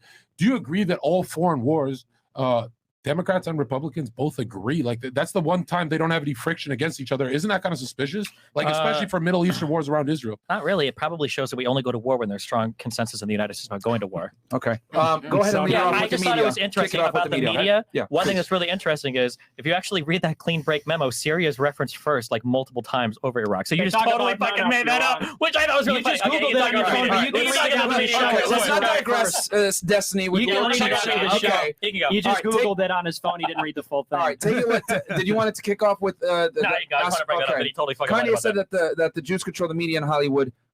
You could go ahead and take. Do you agree? Disagree? Is it in certain components? Go ahead. Sorry, yeah. Well, I mean, look. I mean, the Kanye thing is just basically undisputable. I don't know how anybody could look at that and not see exactly what happened, which is simple cause and effect. He talked about the Jews, and then he got totally financially ruined, reputation destroyed, ruined in the media. And I was there in the war room with him as it was happening in November and December, and it was literally like could not find a fucking lawyer. Like he was being sued by Adidas. It was some civil thing. And I remember him like literally could not find a business lawyer to come and help him. This is a multi-billion-dollar deal. Wow. So I wanted to hear Destiny start off because I want to hear the rational Reddit explanation for that. You know, what happened with Kanye. The rational explanation is if you attack Jews, if you attack LGBT people, if you attack minorities, you're probably going to get shit on in the United States. Really? That's not true. Zherka attacks Muslims and then he has to. I fight them on the street. He fights in the street. Bitch. If you attack Christianity, two of them, you fucking goat fucker. If you attack Muslims, then you'll have physical altercations. Isn't he literally permanently banned from Twitch? Not for that. And Not hold for on, that hold at on. all. You're saying if I attack Mexicans, JP Morgan is gonna fucking float down from the fucking gates of synagogue of Satan? Are you fucking joking if me? you attack anybody, I don't think anybody will give a fuck because you're John Zherka. Well, hold on. Explain to me this, since Ben Shapiro's little bitch ass is watching, huh? You little Turbo Zio bitch, fucking bitch. Fuck you. Fuck Media Matters. You're afraid of competition. This kid would have whooped your ass. You fucking boring fuck. But check this out, Ben. How come Ben can shit on my black African nigga community and talk about crime statistics for decades? But when Kanye brings up one Jewish question, JP Morgan and the whole world tries to cancel him. And what's funny is every single argument, when everyone stood up to attack Kanye, everyone's argument, they froze and it got very awkward. Piers Morgan, everyone, they didn't know what to say. The point that Kanye brought up was never answered. Right. They just punished him. What was the answer? What was Piers Morgan's answer? You don't remember because no one answered the fucking Jewish question. That's the point. Because bringing it up is Answer the JP Morgan thing. Answer the JP. What was Kanye asking? What was the question?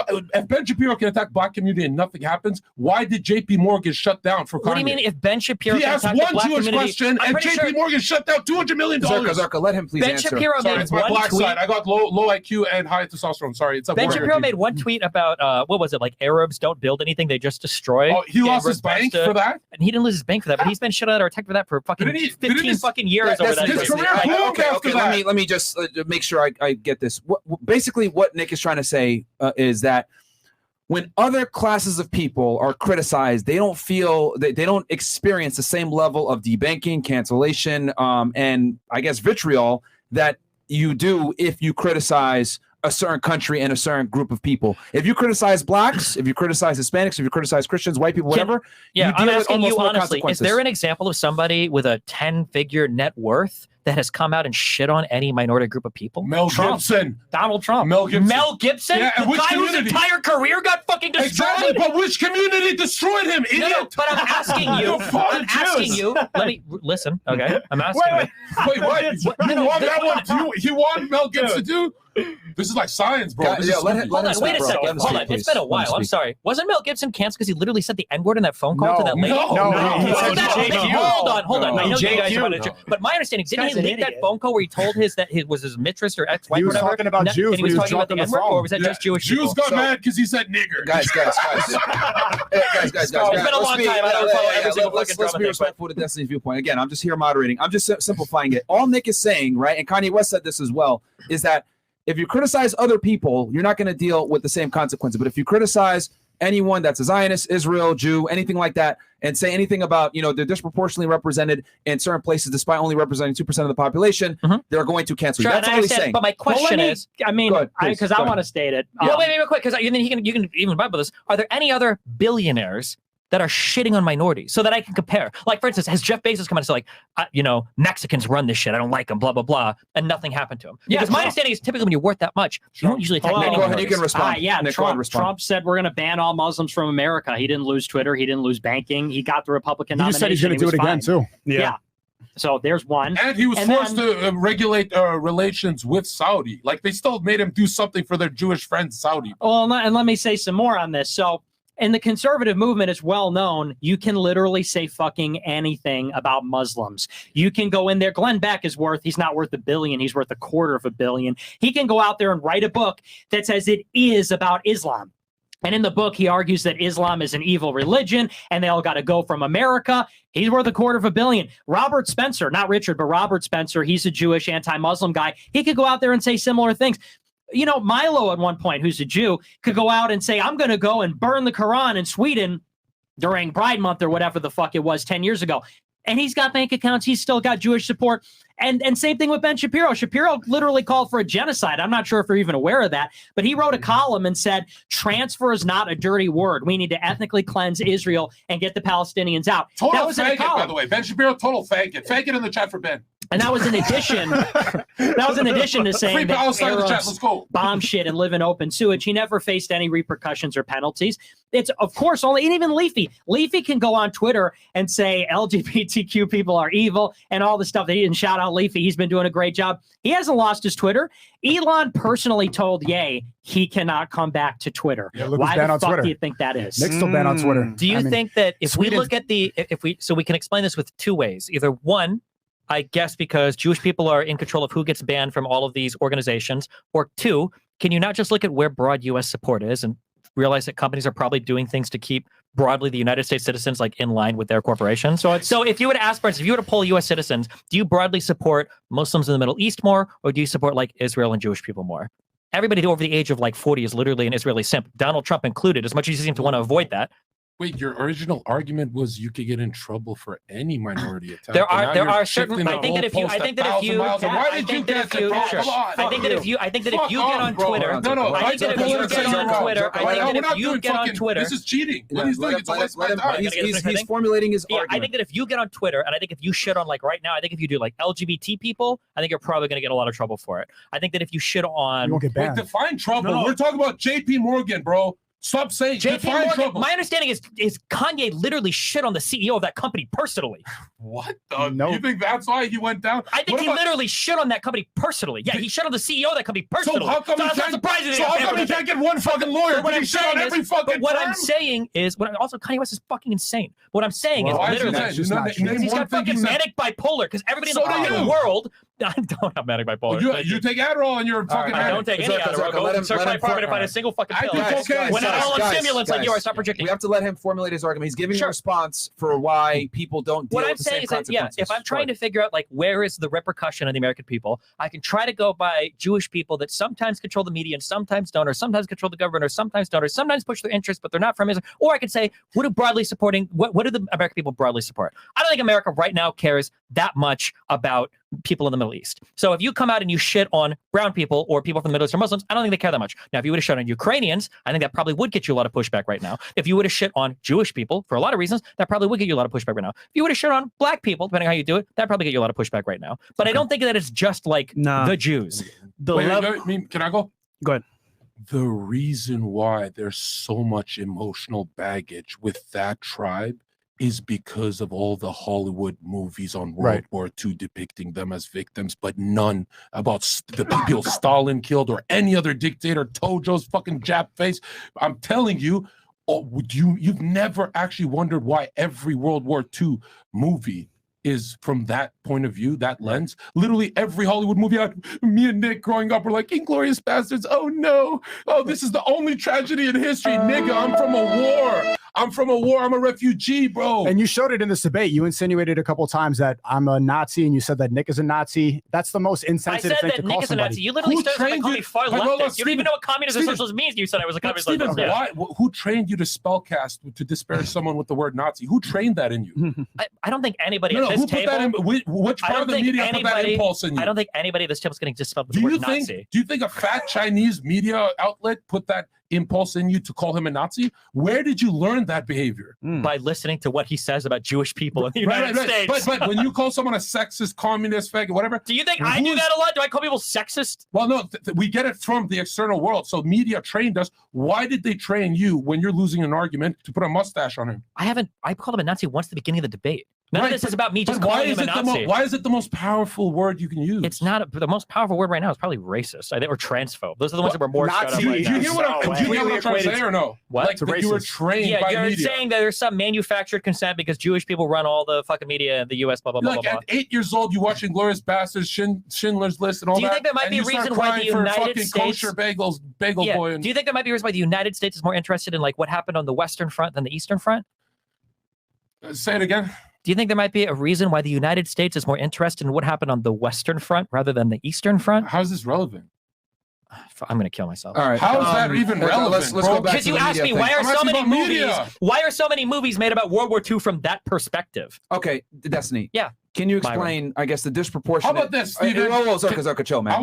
You had a chance, bro. You had a chance. I got to keep this shit somewhat controlled and not too wild all over the place. What, Rumble? Be wild. Yeah, no, I know that, but...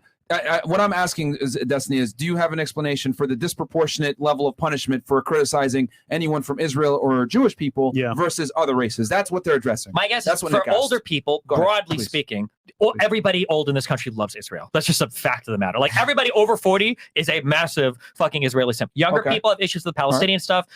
More far right or far left people might have reasons for other reasons, right? But broadly speaking, even Nick would, I think, attest to this, that broadly speaking, Israel enjoys wide support from the United States, from Democrats and Republicans alike. So my guess is attacking that group of people is probably going to get you in more heat because you're dealing with people that actually vote, you're dealing with people that actually buy shit, and then you're dealing with people that are like running those companies, not just you people, but everybody that supports Israel. That's probably why it's not a good idea to attack that group of people. I totally disagree. I mean, first of all, the left has been drifting more pro-Palestine as opposed to pro-Israel. So it's not everybody that loves Israel. And by the way, we're not even really strictly talking about Israel. We're talking about any conversation about Jews or Israel gets totally censored by big tech, gets totally censored and why can you buy the book on Amazon? Hang on, I'd let you finish. So let me jump in. You know, it's a fucking debate, dipshit. So I'm going to disagree, obviously. So when it comes to criticism of Jews or when it comes to criticism of Israel, it's not like this is something that's just happening. There are high pressure groups that exist like the ADL. When it happened to Kanye, it wasn't like Kanye said that and then collectively everyone got together and said, well, we like Jews more than we like Muslims, so that can't stand. The ADL came out there at the front like they always are. Anytime anyone says something remotely critical of Jews in Israel, and they wrote a letter to Adidas and said, you better fucking disavow. And the threat was this: if you don't, we're going to run a media campaign and say that Adidas supports Nazis. Don't buy their shoes. They've done this before. They did the same thing to Facebook. In 2020. Did you see the letter by chance? Did you actually see it, what they sent? Yeah. Kanye? Yeah. Oh wow. Did you see the one by JP Morgan? It was public. The letter was public. Because the JP Morgan letter was before. Hey, let me finish. He's explaining his Okay, stance. go ahead. So And then the JP Morgan. So the point is this: it's not that this censorship stuff just happens. Like, for example, people ask me all the time. There was just a girl over here on Friday. I said, "Oh, I'm banned from Twitter." She said, "Oh, but they're reinstating people." Like, I don't know that. I know. And I told her, I said, "Yeah, I got reinstated for a day. Then I got immediately rebanned." I was one of 5 people on a list by the ADL that they said cannot come back to Twitter. And out of that 5, I'm 1 out of 2 that is, or 1 out of 3 actually, but 1 out of 2 that was not allowed to come back that talks about Jews. Andrew Tate got to come back, doesn't talk about Jews. You did get to come Donald back. Trump, and then got immediately rebanned, and Why'd you all get of my rebanned? appeals got shut down. Why'd you get rebanned? They didn't tell me. Because he They called never himself. told me. He called When did himself. you tweet before you got banned? He was I on a tweeted space a and he video said, saying DEFCON 2.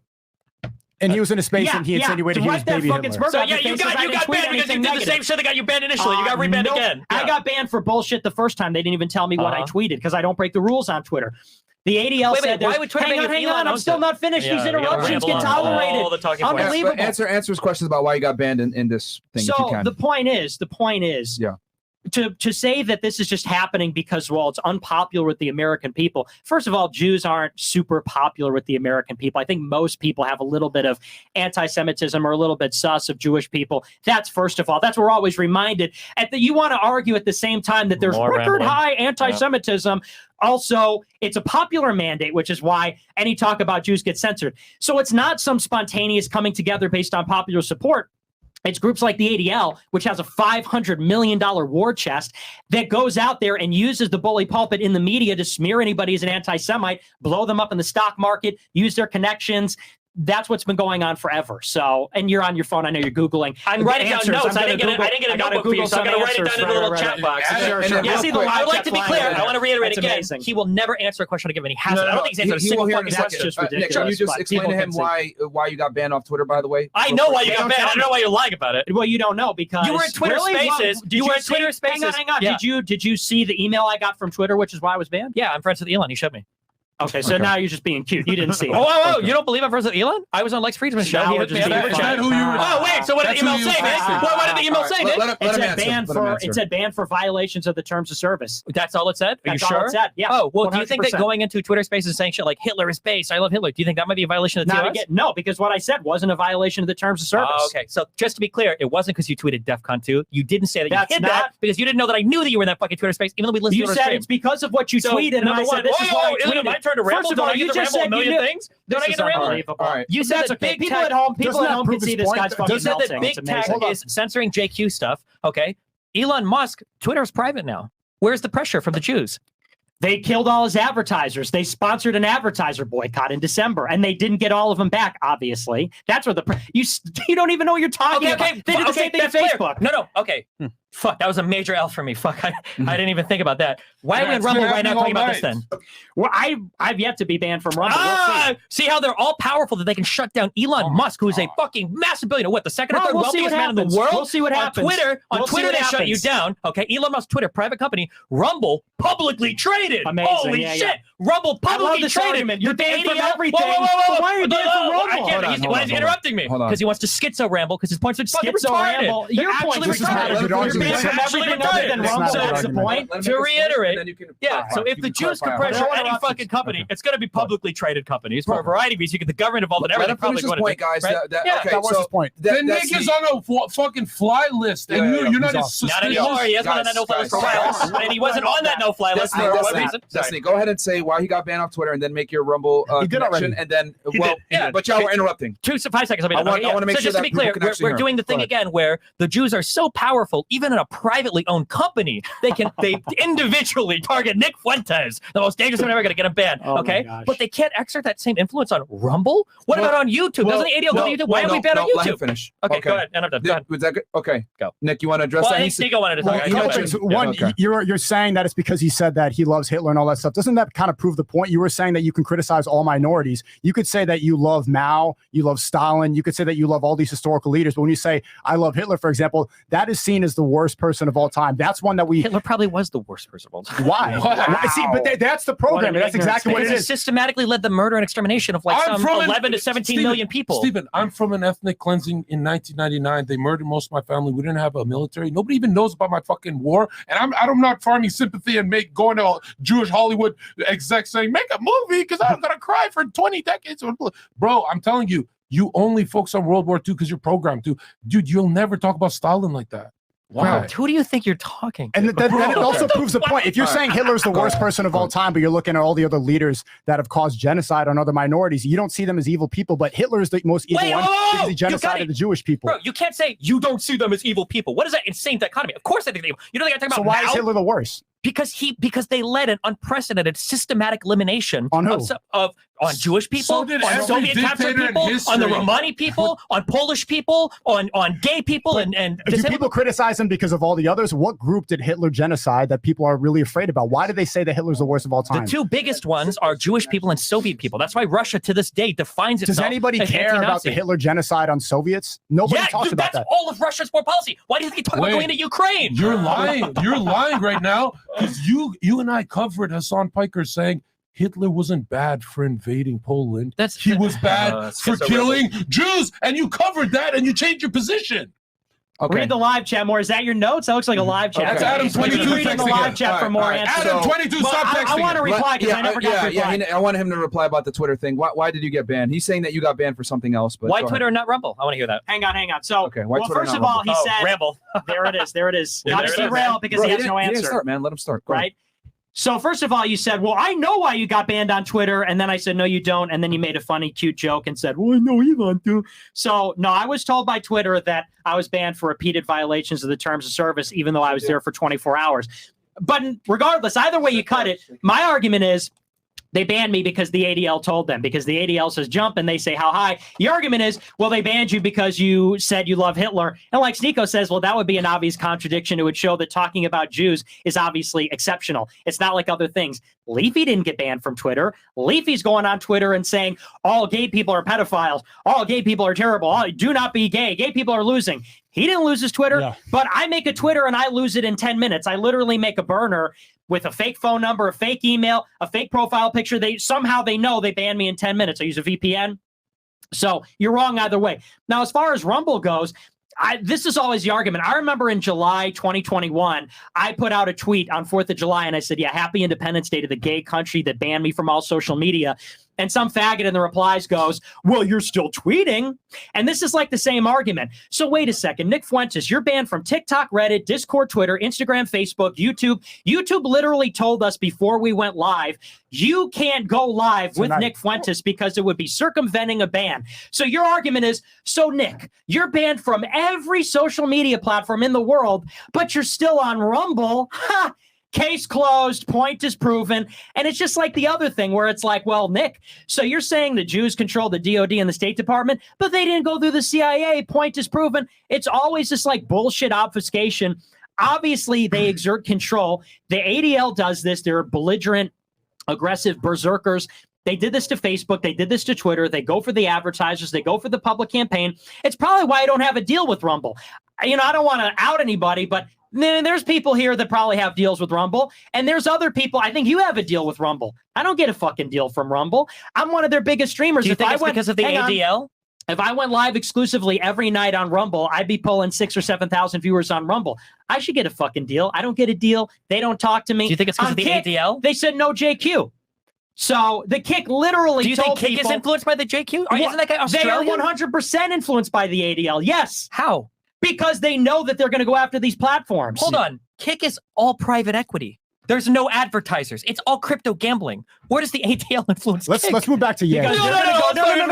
Let me keep going. I want to hear this one now. Well, you should ask the CEO, because the CEO of Kick went out there and said no JQ on the platform specifically. Why? He didn't give a reason, Exactly. but somebody told me. Whoa. You don't think it's They said no free speech. The CEO actually went public and said that there's no free speech. Now Aiden Ross can go on there. Because when people make streaming platforms, they don't want, and Aiden Ross has gotten in trouble for a lot of the edgy content he's did outside of the JQ shit as well. What was the trouble? Never canceled though. Never canceled. No, you got a 2-hour ban? Google some shit more. I'm looking at my notes, okay? So number one, Here's just a quick question. You're not going to answer this. Do you have any proof at all that the ADL told Twitter to ban you? Yeah. You look it up. Look up ADL. No. Elon Musk. No, swear I'm to asking, God. Is there proof that the ADL? He's telling you. He's telling The you, audience Destiny. can Let look him- it let up. him There's answer. literally, I mean, I could pull it up for you. Yeah, tell me. The Destiny, let him ADL answer. said there's 5 people you can't bring back. David Duke, Alex Jones, Nick Fuentes, Donald Trump, Andrew Tate. I said this earlier. 3 people have not been brought back. David Duke, me, and Alex Jones. Elon Musk said Alex Jones can't come back because of Sandy Hook. Me and David Duke are the only 2 in the list that talk about the Jews. But you did come back. And then they rebanned Why me. wouldn't they just keep you banned? Maybe it was a mistake. I don't know. But they rebanned me in 24 hours. What do you mean? What do you? No, I don't understand. Okay, I can don't lay this out understand. so I didn't simply. break the rules. Here's They rebanned me. here is the appallingly Amazing. obvious take. Right. Okay, some speech is not corporately popular because all it does is it gets your platform in shit. You Corporately lose popular. advertisers, you lose popular That's support. Having people on the platform saying, I'm going to go to war with Jews, I love Hitler, shit like this, literally doesn't benefit them at all. The same as if somebody got on a Twitter account and just started spam calling people to kill themselves, or was just spamming like fucking, I don't know, videos of people getting killed. I don't know if that's against TOS, right? We don't need a conspiracy to explain literally any of this. I'm sorry. People probably don't want you on Rumble because people don't want Rumble to be seen as just a platform where all the Nazis go. Okay. Elon doesn't want you on Twitter, although he gave you an unban because as soon as you got unbanned, within 24 hours, you were already tweeting crazy shit and then you were back in spaces talking crazy shit. People don't want you on Kick, a company owned completely by private equity with no external advertisement whatsoever. What is tying all of these together? The ADL, which is only spending $500 million, 5 times the XQC deal. You think that's enough for them to keep every single one of these social media platforms under their thumb? What was Elon's individual investment in Twitter? Was it like $33 billion? And you're saying $500 million is enough to keep Facebook, market cap of what, $1 trillion fucking dollars?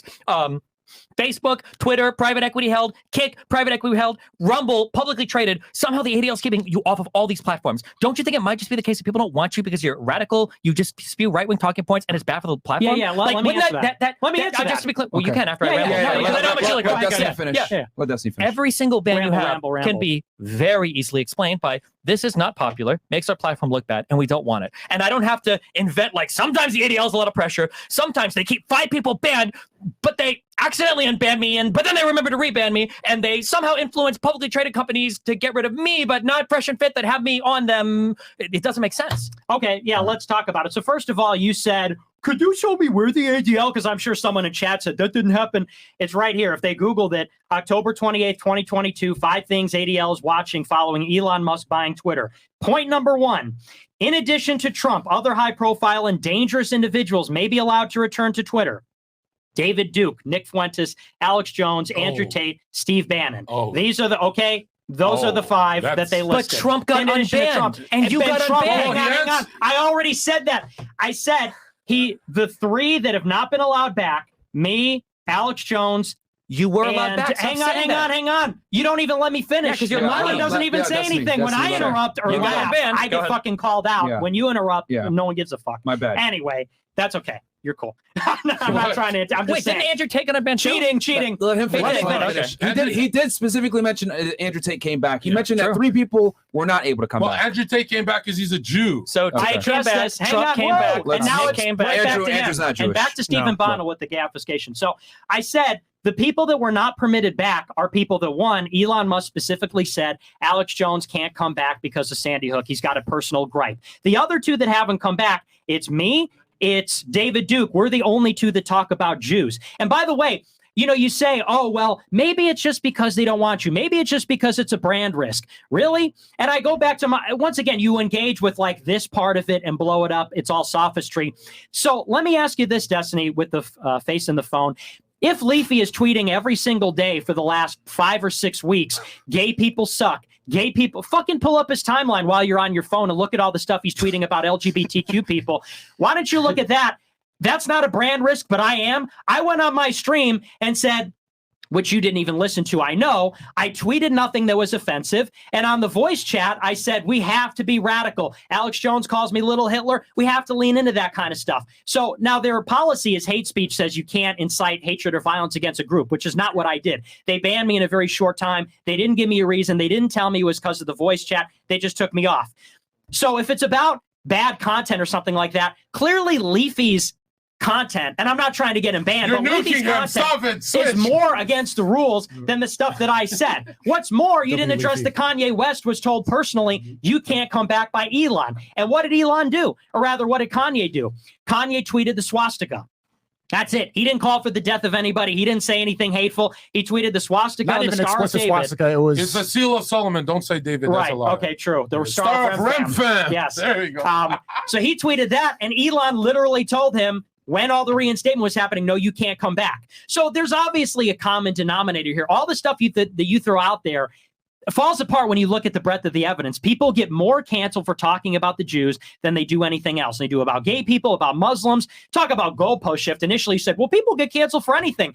Not Leafy for gay people with a contract on Rumble and still on Twitter. Not all these Jews that bash Muslims. They're still getting contracts and they're still on Facebook. Only the people who talk about Jews in Israel. And I said the ADL is part of that. You always say, well, you say the ADL controls everything. ADL is a part of that. They're part of this berserker army that goes after these guys. And we could get into Facebook. I didn't get to hit that, but we could get into that later. Yeah. Basically, you're saying the pressure is always there. But can I say one thing? Yeah, sure, please. Actually, I don't know how good faith Steven's being because I've watched Steven for years and a lot of people in chat have.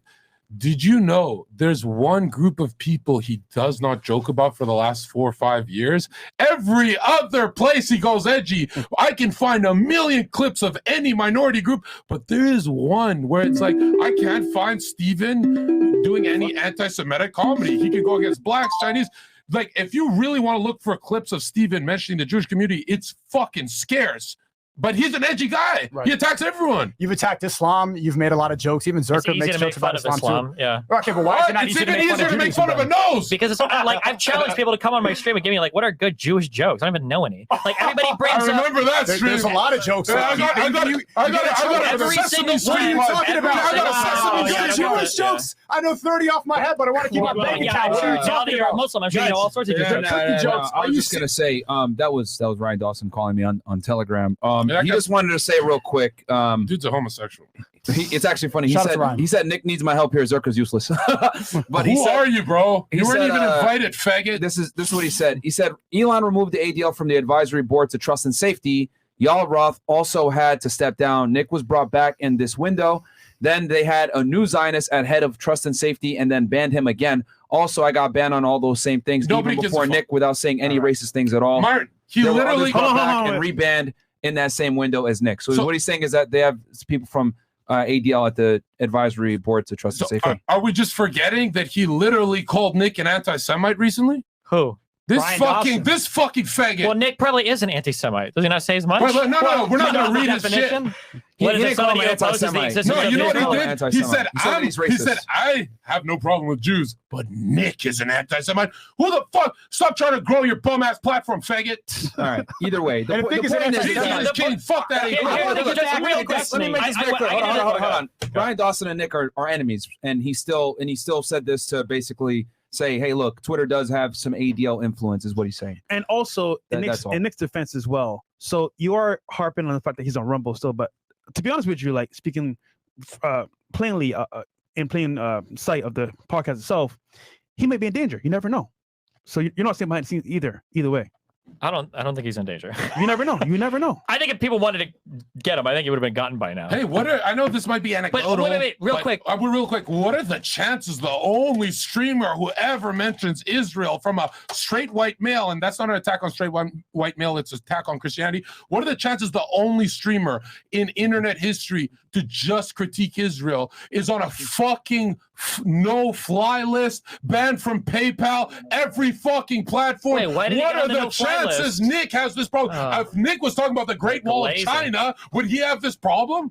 Okay, so all I'm trying to point out is that, like, if we look at how companies act and how they respond to consumer pressure, it's pretty obvious to explain every single banning that we're talking about. If we try to use this ADL lens, it is the most, like, unspecific, random, schizo fucking unbanning and rebanning ever, right? Okay. Wow. Nick pointed out that the ADL said 5 people needed to stay banned, okay? And 3 of them got unbanned. Okay. Where's the power? That doesn't make any sense. Which I already went over. Yeah, Let me ask you this. Let me ask you this. But again, I got a great question you for you. got all 5. You just ran it for like 12 Once minutes. you okay? finish, I got a question. So it's again, and I'll point it again because I'm going to reiterate this all through the night because it's going to keep coming up over and over again. They're all powerful. They have all the influence. They control all of these multi-trillion-dollar market capitalization companies. But when they go to make these huge statements, the ADL says these are the 5 people that need to stay banned. For some reason, like 2 of them are the only ones that stay banned, Yeah, or they don't even one of critique them, Israel, and then one gets Steve. rebanned. Do they critique Israel? It's- Those ones that got on banned? Be Elon honest. Musk critiques Israel. Elon Musk What really shit the on. fuck are you talking about? You can go on Twitter right now. You're You can putting find- Elon with Nick? You can go on Twitter right now and find Elon Musk shitting on George Soros and saying he's like a fucking like a. Is that the same eroding thing as humanity talking and about shit. foreign policy George and foreign Soros aid? is like the #1 fucking Jewish conspiracy accused that's the guy same in the thing fucking for United Elon. States. Okay? Wow, that's billionaire beef. That's Wow, not so Israel. Elon should bring Nick back. That's amazing. your logic. I'm just saying Well, you're that just when you try to revealing your use, own if you try to ignorance. use, Soros if you got try nothing to do with if you Israel. try to, okay.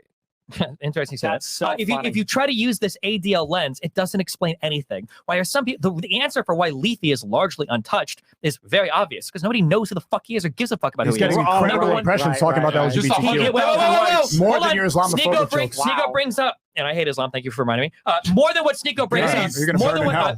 Sneako's correct that Lethe is getting big in some areas, and that's why recently he has gotten pressured. Because as soon as Lethe started doing incredibly unpopular shit, now he's tweeting out that he's getting pressured by Rumble to chill his shit out. And I don't think it was because he was talking about Jews. I think it's because his content is extremely fucking edgy. Because newsflash, most people don't want that type of I love Hitler content on any of their fucking platforms because it's a bad look for literally fucking everybody. Okay, so let me ask you because I really wanted to ask you. So Kanye West, people are still buying the Yeezys. People are still listening to the music. Right here. Right Let's there, go. Adidas lost, I don't know, $250 million or something like this because they had to remove Ye. So if you say that it's in response to consumer demands rather than the demands of the ADL, it's pretty clear. The consumers are still buying the Yeezys, but the ADL wanted them gone. So which one did Adidas listen to, the consumers or the ADL? Well, Adidas is still selling Yeezys, aren't they? No, they're not. Didn't they buy the trademark to Yeezys? No, they're not. They're done selling Yeezys. They fired Kanye. They're not selling them anymore. They have a bunch left over, and we're going to have to destroy them. So they said, we're going to sell them, but donate a portion to the ADL, but they're not going to sell them. K.O. So they're selling out of their stock. But regardless, chances are because of Kanye West being the literally most unpopular fucking figure in the fucking world right now. I don't think that's not true. right That's not now. true at but when all. he started going on the anti-Jewish shit, yeah, it's not surprising that companies want to separate from that. I don't think that's true. If you look at the comments on any of his interviews, Overwhelming support. people are agreeing with him. Where do you get the ideas? We're looking at we're looking at the comments on the YouTube videos. Yeah, maybe in mainstream news he looks unpopular. If you ask the people, they are overwhelmingly supporting him. Don't ask the dude with the nipple piercing or the anchor. I forget his name. Help me. The fucking weirdo. The nipple piercing CNN. Yeah. A24 in the chat. Yeah. Total Did you say want to Okay, say and then something, also Sneako? hold on Oh, again. yeah. Wait, real Google. quick, yeah, because Nick is just Google lying. it. Google Adidas will sell Yeezy shoes after all, May 12th, 2023. Yeah, they're selling the stock that they had before and donating the proceeds to the ADL. Sure. Oh, never mind. Okay. He's right. He's right. He's He right. did say You're that, fucking Destiny. wrong. Okay. He did say that. Doesn't even know what he's talking. This is the smart guy, by the way. This is a and Mark- debater. Oh my gosh! but- I'm but- googling everyone's- the entire debate. We got some. We got What some. a miserable Fresh, this is so performance. unfair to give Steven a med kit. He's fucking getting knifed up by Nick the Knife and the Knickers. I want to make a statement. though. Jesus Christ. So There's a Destiny- combo in this Hold on, bitch. hold on. Chug, Destiny is right though, because on these platforms, it is their platform. So, truthfully speaking, if you endanger their advertiser or the money, they're gonna want you out. So that is true though, Destiny. We have some chats here as All well. right, give him an HP potion. Let's I want to go. give Sneako. It would be it's not in any platform's best interest to have Nick Fuentes on your platform. When you start talking about Israel and the JQ, they don't want you on. The advertisers don't like you. You're a threat. People don't want to invest in your company. It's bad for the PR. They don't want you on. Like, it's not good. But Steven, Rumble your cares about position free is speech. that Nick was edgy. That's why he got nuked. But and It's then fucking retarded and then- position. and Are you not the edgy guy tweeting like cube jokes Yeah, about and I've gotten Islam? banned off of platforms Make too. a Jew joke. Can you make a Jew joke? I don't know any Jew jokes. Actually, like, hey, text Adam 22. okay, so Destiny, let's very do a simple test. stuff, man. If you're so secure about the JQ topic, right? Yeah. How about we do a whole stream about it and expose it like how Wait, you can I do a Jew on joke? Twitch? Yeah, of course. Just kidding, you're on Fresh. Twitch. Banned on Twitch. Yeah. And, Can I do a Jew joke that's pretty heavy? I've done it before, but never live. Or is it? Yeah, I want to hear it. Okay, go ahead. it's just a joke, Go right? ahead. Just Go a joke. I don't even. Are you sure it's a joke? I don't know. I'm gonna regret this one, but I hate Hitler. Actually, I'm not gonna do this. I never mind. Okay. You know where I'm going. It's so bad. Because he Destiny made a really bold claim that we kind of glossed over. He said, "I hate Islam." Why don't you hate Judaism? Yeah, good question. You can ask chat too. No, I'm good. Do you even know anything about Judaism? No, I but do. why do you not hate Judaism? I know probably a lot do. I about hate all Judaism. organized religion. I'm an atheist. So do you hate Judaism? Sure, yeah. You hate Yes. Judaism? Probably, yeah. Let's fucking go! So I don't hate Judaism. I don't even hate Jews. I'm just here to get famous and rich. man. Twitter.com/Zherka official. I don't hate Judaism. Okay, is that Leafy? Is that Leafy? It is Leaf. Oh, shit. Destiny tried getting me banned off Rumble, and Twitter threw that dude out the window, bro. He lost the debate, Nick W. Oh shit. Just as a heads up, Okay. I've never tried to get Leafy banned from anything. We're only said- reading 100 and up. Leafy tried to mischaracterize. Chris. He tried to say that I spent 4 hours on the phone with people from fucking Rumble to get a ban. None of those conversations girls, ever happened. yeah. He Yo, made that chat. completely up. Listen to Myron. Listen to Myron. He Yeah. got a surprise for you. Myron, what do you have for this chat? Because they think we're peaking. We just getting started. Yeah, And Super Saiyan 1 is, what's up, nigga? I can take it further. I can go further beyond, nigga. Let's go. What is it, Myron? What? Give it to them. What are we doing today? And fuck Andrew Tate's bald ass head. Come fight me. Come on. No, shit. It's on my wrong platform. no. I love you. Go ahead. No. There's a Gentile in this bitch. Hey. We got girls. We got Yeah, we got girls. Jewish We got girls. women coming we here got for girls. after We got hours, but we need 100,000 follows to start it. Look, man, Andrew's the homie, man. Yeah, I know you have your yeah, beef with don't- Andrew, bro, don't but do it's that, like, bro. come on, man. We wouldn't diss you, bro. Yeah, we wouldn't diss you. Come bro. on, bro. Bro, And if someone I was talks talking about you, about other thing, Andrew I'd Tate. be like, I wasn't talking about. You know who I was talking about? I was talking about. This nigga, bro. Yeah. I was man. talking about a different Andrew. And we All would right, do the same Zherka. thing. If someone came out like, fuck Zherka, we'd be like, oh, well, that's our Well, homie. here's why I'm That's angry. our homie. I'll tell you. Yeah. It's Okay. fine. It's a tweet And we would involving do my the same boy, bro. thing. We would do the same thing All if right. someone All said right, some but shit about you. it's a tweet Do you want to involving Nick. address the Twitter stuff that happened? What is that? Do you want to address that? What I Twitter don't want to stuff? do it on their platform. They're my boys, bro. Okay. Okay.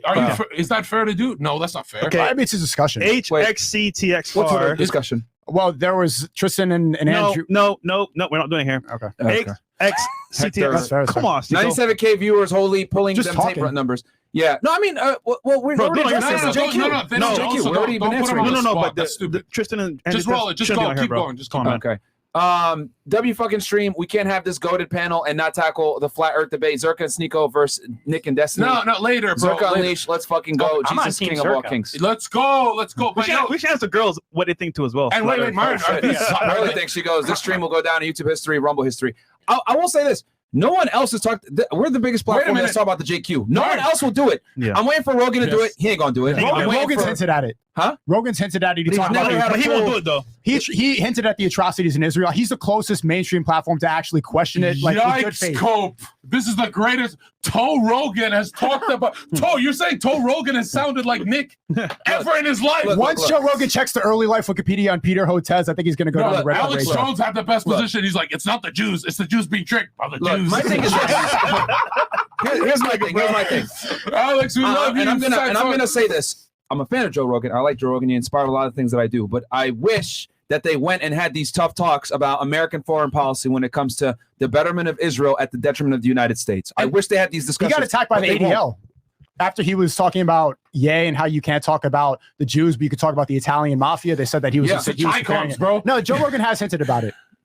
He hasn't had Close- a full conversation. Not a full conversation, but closer than If Tucker, Matt anything, Walsh. what they'll do is they'll bring someone on and they'll challenge them. Like Lex Friedman brought Kanye on to challenge him about that, but he didn't, for Joe obvious Rogan reasons. didn't push back like Lex you're is a supposed to, like cop. everybody No, else. But can we admit this topic right here will get you fucked up? Whoa. Why? So that's what people don't know about it. Hey, Steven, why is there so many viewers for this Yeah, we got almost 100,000. Because they want to hear about it. We're breaking it over to I window. want to know why we can't talk about like a black people or another group. Why is this topic so fucking viral? I want to 100K know on Rumble Because is why. you've got, wild. bro, Why? Because you've got Fresh and Fit, So- you've got Nick Fuentes, Zherka, Sneako, and You're Jessica. saying So we can literally talk 100,000 about people anything. are paranoid. You're saying 100,000 people are paranoid about Israel. You say, what are you saying, bro? You're saying they're all crazy?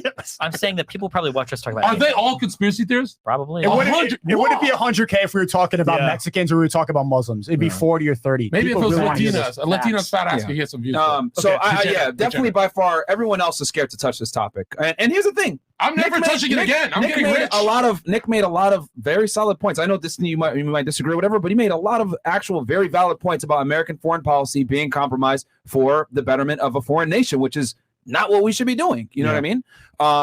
Okay, let's. This is like a taboo topic anyway. Yeah. Well, hold on. Of course. I want to say, Myron, and I don't like you, Steven, but I got to say, because the truth defends itself, and Nick, I know he doesn't even have to prepare to win. Glaze. You did phenomenally well coping. Shut the fuck up. No one did coping. Didn't he do good coping? Also, No, what do you I mean thought he didn't did a bad prepare job. it well? He does this shit on Who his show every you fucking think night. Hassan Holy Piker could shit. do that? Hassan Piker's a fucking retard. He could never do what Steven just did. No, because I think he's just ignorant. Like I think he has no foreign policy So knowledge.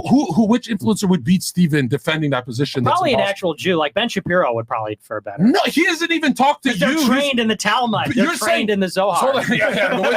Hold on. You're saying This guy. if Ben Shapiro was better than Desi, a bigger brain, he'd be here, but he's terrified of you. Yeah, that's why we got to make that one happen. And I think here's the thing: everyone here at the table has different takes on this. My thing is, and I agree with Nick on this. People might get mad at me. I genuinely do agree that if you are a Zionist, you cannot be an American patriot because having dual allegiance doesn't make sense. You have to pick one country, and if you are a Zionist and care about Israeli interests, a lot of the times it does not coincide with American interests. So that's what it is. But you will get labeled a certain thing for saying that, and it is what it is. But For me, it's crazy because for me, it's like as a comedian, it's like I want to say some jokes. I really want to make a Jew joke and stuff. But dude, we're sitting here pretending Kanye's children weren't taken from him for a fucking question. His mouth moved sonically. He got his fucking kids taken. And you want to sit here and say he's fucking crazy and manic? What if it's your kids, bro? You don't give a fuck. What did he he raised do? He raised a controversial question. My thing is, again, this is my take on it. Jews aren't bad people. I'm not saying that. What I am saying is that there's an issue with Zionists that are in power that unduly influence American foreign policy that puts the United States in a compromising situation while simultaneously putting Israel in a leverage and power position to wage wars without any risk to Israel. That's my issue. And Destiny admitted in this debate, he I said don't that have an issue with Jews. I have an issue with Zionists that have power. I can nuke it. I can nuke it right here. Sure. Dude, I have never, ever met a Jew behind closed doors. We're not live. That didn't say, yeah, we run shit. We run banking. They admit it. Are they conspiracy theorists too? Even Jews admit it. Okay, question for the panel. This topic right here. Does knowing it help you in your day-to-day life? No. To be honest. that's the Tate. So then why is it talk so about it? big? And why are we Because talking about Jesus it? is king and they're trying to reject their Messiah. Christ is king. Well, it's a holy war. It is important to think about, especially when you do business with people, because if you do business with people that believe, and if you look at the Talmud, you could see certain examples where they think that it's okay to lie to other groups, that if you're goy, that you're not one of us. They have a certain allegiance with each other, and that's just part of their book. The Talmud means teaching. If you look at actually the Torah, it says that Jews are the chosen people. So if they carry that belief, if to their core of their religious text, they believe that they're chosen, and things like interest on loans and the way they do banking, which is completely haram in Islam, that's going to affect the way you do business with people and how you navigate the world. What? So if you don't know this stuff like that and you go blindly and you go in with good faith thinking that everybody is going to be completely on the same page as you can get manipulated. So it's important to know Doesn't these every things. religious group think they're the chosen people? Yes, they do. That's Well, not true. wait, No, that's but not that's true not at true. all. Christians don't think they're the chosen people. Muslims Here's don't why. think Here's that. why. And here's why. Because Christianity is a universal religion. In order to become a Christian, you need to be Bloodline. baptized. Jews are bloodline. And in order to be a Muslim, you say the Shahada. Is That's that how it. you say You it? just say your And Shahada. You practice the 5. It's fasting, almsgiving, those kinds of things. Yep.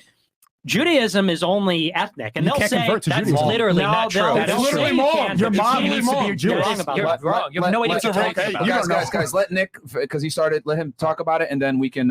It's let called Destiny. birthright. Yeah. So Judaism, they say that it's not universal; it's exclusive, and they describe. I mean, there are so-called converts. No real Orthodox Jews regard converts as Orthodox real Jews aren't the only Jews. I know that, but How they're many considered converts an are ethnic- billionaires? How many converts are billionaires? That's a good point. But also, Zero. and regardless, the point is that it's exclusive, not universal. So they view. If you look at the Talmud, it says this. It says that non-Jews are beasts. They're beasts in the shape of men. And they say that beasts aren't fit to serve us, the real people, so God made beasts that are shaped like men. This is not, by the way, some crackpot. This is the head rabbi for the Sephardic Jews in Israel, said this in 2010, that the Jews are, the Goyim, work for us. Who bows to him? Netan? Netanyahu, yeah. He bows to this fucking old fuck.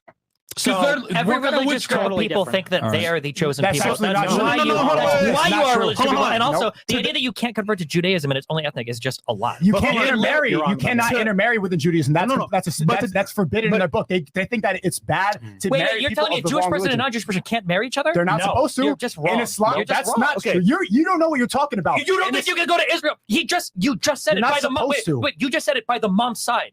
Why would they even have that rule if it was always mother and father were both Jewish? Your mother You're is contradicting illegal. yourself. It is You illegal. literally can marry into it, and you If can you convert it know- other ways as well. You can That's absolutely that's- can. It's forbidden. Steven, let's Just say fact check it in your chat, like you're guys, doing the I rest of have the Jewish debate. friends in Israel. I know Ask facts on chat, this. yeah. Okay, chat. Okay, guys. let me finish my point. Yeah. I You want. cannot that's what I was gonna hurt. say. I'm Let's- sorry. let's- on Yeah. the let's- conference let's call. go. That's right. Jews believe they're the chosen people. They do not want other people. They're an ethno religion. They're ethnically a group of people. That's why there's so many atheist Jews. You don't even need to believe in God, and you're still going to be a Jew forever. Ethnic Jew doesn't even make sense. There's like 5 different ethnicities I that are agree. Jewish. I No. agree.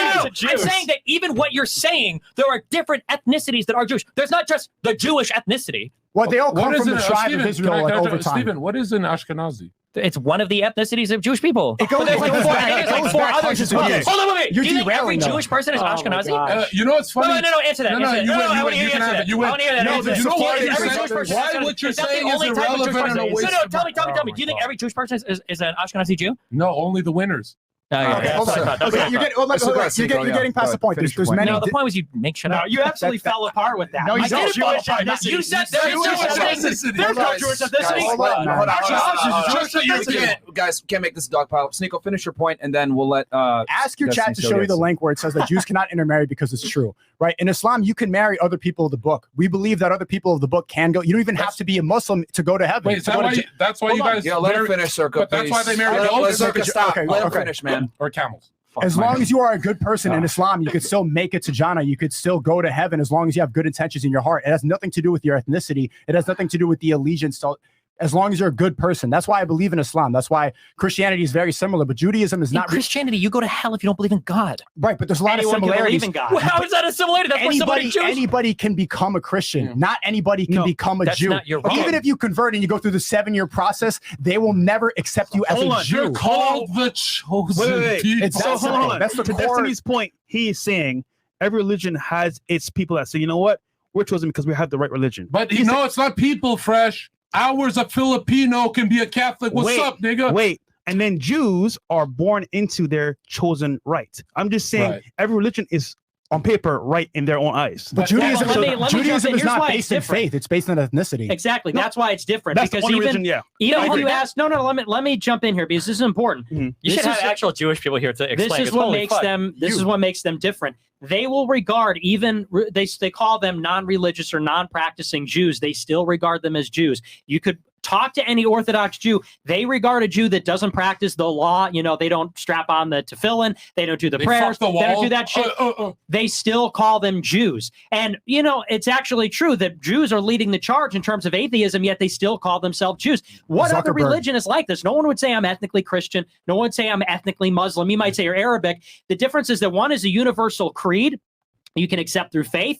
The other says that we are human beings and everyone else is animals. And you can look in the Talmud, it sure says that non-Jews are animals. You can't marry them. It's akin to bestiality. They say that the issue of a Gentile is like that of a horse. That means that our semen is like a horse's semen. It says that. It's also, last thing I'll say, it's the only religion that hates Jesus Christ. Every other religion, Islam says that Jesus is a prophet. Buddhists and Hindu, they're a little ambivalent about it. Christians obviously worship Jesus.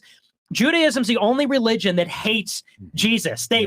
And these are like the most famous rabbis. Maimonides, who's one of the most famous and influential rabbis from Spain, said that he wishes all Gentiles would die. He said that Jews should not rescue Gentiles if they're in peril, if their life is in Fuck danger. that nigga. It's in the Talmud. Israel there's- Shayhak has a Yeah. book I mean, there's about this. extremists on First of both all, ends, right, so- Nick? You Yeah. can concede No, that but there's that's their extremists holy on both book. ends. That's the Talmud. That'd be like if the Bible said this. And you got to remember, Christians Wait, are wait, telling wait, Jews. hold on. Christians are telling Jews convert to Christ. You can be saved. First of all, they're not doing Let's it. let pretty Destiny sure say his thing. Judaism regards Jesus as a one of the prophets. Yes. No, that's Islam. Oh, no, fuck. That's Islam. Islam. Islam. Number two, You don't know in what the it's United called, States, wait, nigga. hold on. Number two. You literally never opened a Quran in your life. I don't know why you're even That's talking about not religion. true. Okay. I'm, Number halfway two. through. Have you said have a you favorite hate verse? religion? Yet? Yeah, Do you have a favorite verse yet? it's right here, the background of my phone. You said you Okay, hate that's religion not- that you don't but even know have a anything picture on about. it. Okay. Number two, literally 40% of Jewish women outmarry in the United States. Why? How is that even possible if it's illegal according to their religion? Because Can I they're answer? atheists. Can I answer? Wait. So is Judaism? Are they considered then like real Jews or not? Well, They he are did say by that there are Jews. people. Wait. So they're considered real Jews even if they're not practicing, and then they can outmarry. Are those other people considered Yes, Jewish they then? don't, if they don't practice the law. Okay, so if you have a Jewish woman that marries a non-Jewish man, and then they have a child, does that child have birthright in The Israel? child's considered a Jew, yes. Okay, if you have a Jewish man and he marries a non-Jewish woman, does that child get birthright to Israel? A Jewish man, non-Jewish woman, I don't think They so. do. No. Like you can literally have any connection whatsoever to Jewish I think lineage, you're wrong about and they will let you. I'm not sure Israel if will that's give true. birthright to fucking Either anybody. way, but it If you says either birthright. Not Birthright either by way. what? Not By either what, way. Destiny? Not either way. By But I'm blood. just saying this idea that Judaism is this hyper exclusionary But fucking Destiny, religion is not true. if You I- can convert. Do I have Everybody a birthright considers to themselves Israel? people. Okay, if it's Do I not have a ex- if birthright it's You to not- Israel? probably not, but it has more to do with what you say in Twitter Steven, space. I Unless can- you do your wait, ethnicity. but if I went and said I believe in Judaism, I believe it's true, would I have a birthright to Israel? No. If you- wait, because if you it's what? by Say that again? blood. Yeah. If I said Judaism is true, KO. I'm Jewish, I would not have a birthright to Israel. If the mom converted to Judaism and had a child, that child would have birthright with no ethnic ties. I don't think that's That's true. not It is true. I don't think that's That's true. not true, According to actually. what? Your chat? No, according to friends I have in I Israel. don't. Oh, Friends, Well, my you make friends fun of have that. anecdotal Okay, that's advice true. all We the gotta time. move on. And bullshit like And that. really some more bad. chats. And you here's said the other thing too, because I know that. Wait, wait. Look, I just want to say this. I No have one a here- teacher. I have a hold on, question. Hold on. What's that, I have Zherka? nine questions. I want to say this real quick. Nobody here on the panel hates Jewish people. We're Nope. having a very tough discussion I love on everybody. Zionism, influence in American policy, foreign policy, etc. Yeah. No one here has an issue Actually, with that's not Jewish true. people. Destiny said he hates Judaism. Hold on. Judaism is not Jewish Hold on. people. Do you understand the That's a good difference? point. And we're man. also at 100K live viewers right now. So shout out to guys in the And chat. You guys Get got like viewers. I share the same position as Nick. Buddhist, Muslim, Jew. We don't give a fuck. Christ is king. You have to convert. Christ is king. Okay, cool. Some more chats here, and then we'll get to the Disagree, other but show. okay. Raw House goes, Tucker Carlson had much higher ratings than Joe Reed, yet advertisers fled Carlson And not read. Yeah, and not Reed. Is there advertiser bias against the right? Why does Reed get a pass but not Carlson? I don't know what that. I don't understand. Rabbi Sneako August 18, Sucker. 2008, the day Nick turned 10 years old. The only film exposing them boys behind 9/11 drop. 9/11 missing links produced by Converse and ProThink, who red pilled the youth on the JQ since 06. These guys are in deep. I time, think actually it was Ryan Dawson, but Yeah. that's fine because Ryan Dawson was the real person that started that shit. Last ammo. Destiny, you are like every liberal who is analytical to a fault. Curious to hear your take on the assault rifle ban. Everyone else used Fresh and Fit at lastshotas.com. No, to save bro, we money don't on know ammo. you, bro. Fat Muja 203 goes, it's Nick Nuclear for God's sake. Let's go. This low vibration Smurf, it's not even in the same realm. Okay. Nick the Nuke. You had wanted something USA, Zherka, before? I was just gonna say, Steven, you said it's not an exclusive group in any way, right? Well, obviously, it's exclusive to people that are Jewish. Is the interest rate they charge exclusive? Bruh. I'm pretty sure they don't Stick it, give bro. interest rates in the United States based on your religion. So if you're a birthright Jew, you don't have better opportunities in jobs. Like In Israel, you might. I don't know. blood- Inside their you're country. telling me you see bloodline Jews that are janitors, nigga. You know the Jews who can't think, they just go to Hollywood and become comedians. Yeah. Okay. Where can they find real, you? real quick, hold on. Yeah, because we got the girls here. We're Yeah. gonna start the show with the lovely Yeah. ladies here in a bit. By the way, we don't hate Jews, but damn, do I feel sad when I meet a Jew who's not intelligent. I go, that's like how the fuck did that happen, nigga? like I said before, we're it's having like meeting a black guy who can't ball. Fresh. We're having a conversation that everyone else is scared to have, especially when it comes thank to you for American being a foreign creator. policy, Israel, and the Middle East. I'm gonna That take a piss, no yeah. one else wants to talk. Go ahead. Yeah. I'll turn it real quick to Nick and Destiny. I'd see that you guys disagreed on a bunch of things to include, the media, America foreign policy with, concerning Zionism and Israel. Destiny, I'll let you take it first. And- What, like our whatever you want. summarizing Are we getting kosher pussy right now? Or are we doing that? Just go use the bathroom, bro. Are we summarizing our final thoughts on everything? Yeah. Yes. Yeah, it's just like you can explain the what goes on in the world can be explained through so many simple things. It could be advertiser pressure, it could be foreign relations with other countries. Like you could look at like reported history as it's recorded, and it generally makes sense. Okay. When you start getting to this idea of like the Jews control everything in the United States, but not everything, just some parts of the government, but also all of the media. Sometimes they can manufacture enough consent for some wars, but not all of them. And when we do go to wars, sometimes we target the targets the Jews want us to target, but not the right ones. And sometimes it takes us 2 wars to do. Like it just doesn't make any sense. It's a smorgasbord of random fucking claims and random things. The reality is you can find any ethnic group in the United States that will make claims about any countries. If you follow enough of these claims, you could probably manufacture. I've seen pictures where people show how many Irish presidents or how many Irish people were in positions of power in wars that we went at. Like you could do this with any group of people. The reality is this predictive framework does not give you an actual analysis of the world at all. That's why when Nick brings up the ADL said 5 people had to say banned, and that's why I'm banned, even though I got unbanned and 2 or 3 of the other people are unbanned too. But right, it just doesn't make any sense. It falls apart at the seams when you actually take a critical lens and you're not just rattling off like 5 or 10 random wars that, upon greater scrutiny, like Gaddafi in Libya,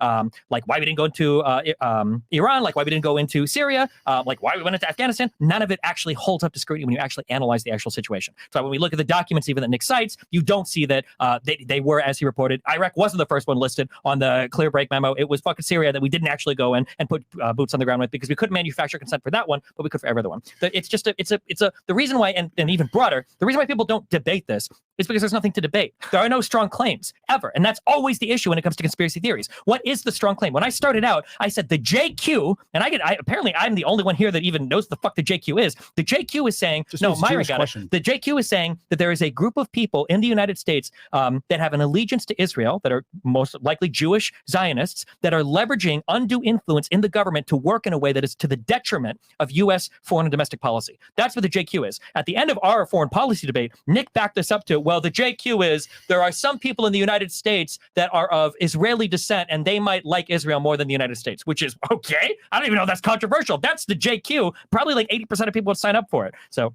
that's my point. Yeah, well, that's just so amazing. Yeah, what an amazing retelling of that debate. Before you make your final statements, if you said that it's all these wild claims, do you admit that the amount of Jewish influence is disproportionate to their small population in the United States? I don't admit that. That's a fact, yes. Okay. My closing statement is, I mean, you could go back and watch it, and really anybody could just pay attention, watch how the ADL moves, watch who gets canceled, who doesn't, learn what people are deathly afraid to say. Kanye West said a lot of controversial stuff. It wasn't until he talked about Jews that he had these ramifications. You can compare me to any other conservative, and no matter how politically incorrect they are, they remain more platform because there's one topic that they, at pain of deplatforming and total ostracism, will not address. It's not rocket science. It's not weird. It's not random. It's not crazy. It's just pattern recognition. They're disproportionately represented in everything. You go to these, I think it's a website called jewishcontributions.com. They're all represented in finance, in academia, in government, and it's always to the benefit of Israel, always using their influence against this conversation. It's not that there's no conversation to have. Of course there is. They wouldn't be censoring it if there wasn't. We can analyze all the double standards. You can look into the evidence for yourself. It speaks for itself. You would actually need to just stuff your fucking ears and say, la, la, la, like nothing ever happens. Like religion matters. Nationality matters. Ethnicity matters. These patterns matter. They're not coincidences. There are no coincidences. We cannot just believe everything they say in the media about war, wealth, allegiances, race. The reason that content like this is actually doing so well, 100,000 viewers on a dissonant platform where many of us are banned on YouTube or constantly at pain of possibly being banned, is because they do not want these subjects to be discussed. That's why all of this is happening. You couldn't explain it any other way other than mass delusion or something. So that's my closing statement. Pay attention. Not random, no coincidences, just pattern recognition. The closing thought, and ultimately, if you are an atheist like Destiny is, you believe that this group, the Jews, are just one group among others. And Dawson, to some extent, too. That's why he calls me an anti-Semite.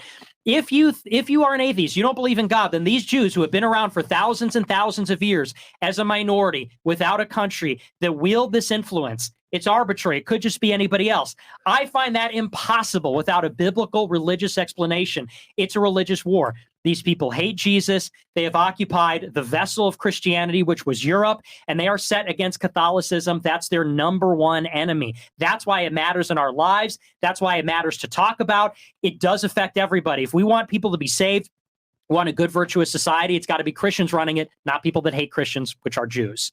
Okay. Respect, man. Yeah, hey, again, freedom of speech is important. You know what I mean? And you don't have to agree with all of it, but you got to respect his ability to say it. AIPAC put out an article, I think 2 days ago, saying that 98%, and this is an Israel lobby, the biggest lobby in America, saying that 98% of the candidates that they endorse won their elections. It's not hidden at all. They're making public articles about it. They're bragging about it. And Do you have some, Zherka? yeah, just mine's gonna be it's not gonna be funny. So what you guys got to remember is, like, I get this DM. Nick gets it the most. It's like, what about money? Aren't you guys afraid that you guys can make so much money if you don't talk about this?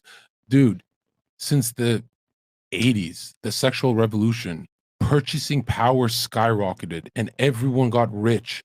But anxiety and depression shot up so much, we're killing ourselves. Money is not the answer. Money is one eye. They're fucking satanic religion. You got to remember, guys, Christ is king. That's it. The money is nothing. Do you have anything, Sneako? I mean, it's I thought it was a different. good discussion. It was a great discussion, and it was actually a lot of Opposing internal viewpoints. monologue to even come here. One, I was sick. I was in Vegas, and I called Nick yesterday. I'm like, there's a lot of pressure for me not to be here. There's a lot of pressure for me to not associate with you. Ever since I first talked to you last year, when we started doing those panels, people made all these jokes, like, as I hosted a lot of debates with Nick and Destiny, saying it was like the devil and angel on each shoulder trying to bring me who's going to win the battle for Sneako's soul. But that's the motto of my stream, and everything I do is seek truth through funny. And I think if you follow funny, you find the truth. And that's exactly how I found Nick. That's exactly how I found out who controls the world and what's going on. And I think that if you look with an open mind and if you actually analyze, you're going to find the same answer. And since Freemasons and the Treasury, Federal Reserve is filled with, the J's that Stephen doesn't believe, when Freemasons say signs and symbols rule the world, really ask yourself, during the sexual revolution, the peace sign, what is that sign? It's the cross upside down, snapped in half and inverted. They took us away from the church and we're killing ourselves, depressed, with high anxiety. You can't even enjoy a Ferrari with anxiety and depression. You gotta know what the fuck you're fighting, bro. You really think it's like, it's just Christianity just lost because it's the digital age. Nobody gives a fuck about this faggot iPhone, bro. You have something fresh? So this was a great discussion. It was. We covered a lot and awesome points of views from both parties, Destiny and Nick, Sneako, and Zherka. I want to say this though. Ultimately, I won. In your daily life, right? What matters is you being successful for your family, yourself, and at the same time, have knowledge of this, I want to say, JQ business can help in some instances, but really and truly, does it change your life? That's up to you to decide for yourself. I think it's important for the people to know who runs certain institutions. I think you need to know so that you can aware yourself and behave and move in a certain way that's not going to fuck you up. But I think this is a discussion that needs to be had. You know what I mean? This is something that no one else wants to talk about. Everyone is scared to talk about this, especially when it comes to American foreign policy and support for Israel, putting us in compromising situations and putting us in places we might not need to be in. But I like both perspectives. Do I agree with everything that Nick says? No. But do I agree with a lot of it? Yes. And same with Destiny. Do I agree with a lot and disagree with a lot? Yeah. But I think at the end of the day, you need to be able to have these tough discussions. And one thing, let me close it, please. This guy, man. Jesus died for you. You owe him, nigga. Okay. Thank you, Zherka. Crisis King. Okay. Jimmy G, this is the last, one or two here? Three? Last three. Okay. The red pill is the ability to think and have uncomfortable conversations without scrutiny. Shout out to FNF for providing this type of content. Shout out to Destiny for showing up to a losing battle. Nick Cooking. Okay. Wolfgang 3DD. Destiny how does the issues we have with unemployment relate to immigration? Nick, how do you feel about Mexican immigration? That'll probably come up on our next thing. And then last one, top only goes, is it a coincidence that the Talmud has 8 genders and the LGBTQ is pushed heavy by the establishment, which is, of course, run by the Zionists? Nick and Sneako, could you shed some light here? Sneako addressed it earlier. Destiny's part of the LGBTQ community, and Tel Aviv boasts itself. All the tourism websites boast that Tel Aviv is one of the openly gayest cities in the world. It's a place for gay tourism, and they have the biggest pride months in the world. So, how does that work, though? I thought, weren't they really strictly adhering to their religious texts? Yes, they are, because in the Babylonian ancient Talmud and their oral law, nigga, hold up, bro. I hate mixed race people because they're always. You've been interrupting the entire show. No, but check this out. You said, is it religious? In the Talmud, there's 6 different genders. Am I correct? Mm-hmm. That's crazy. This is an ancient.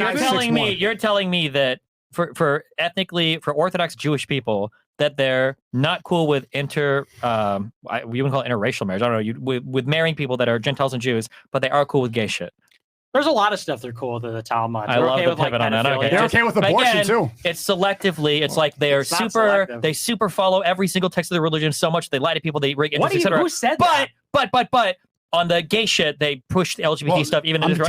Stephen, it really depends if they see you as their tribe or Gentile. Okay. They do switch it up. I thought it was all ethnic, so I got confused. And I will say an ethnic answer. What the fuck? When there's like photos of the Nazis burning books, it's books on homosexuality and transgenderism. That what's the guy's name? Magnus Hirschfeld. Matt Walsh is a liar about that. He tried to insinuate that the Nazis created transgenderism. It was a Jewish man, Magnus Hirschfeld, started the World Sex Reform, who started all these crazy theories. The books that the Nazis burned were these books. Yeah, Matt Walsh completely lied about it. The 100%. leading figure talking about how trans is destroying children. Be honest about who created it. Why would you lie about that? Who told you?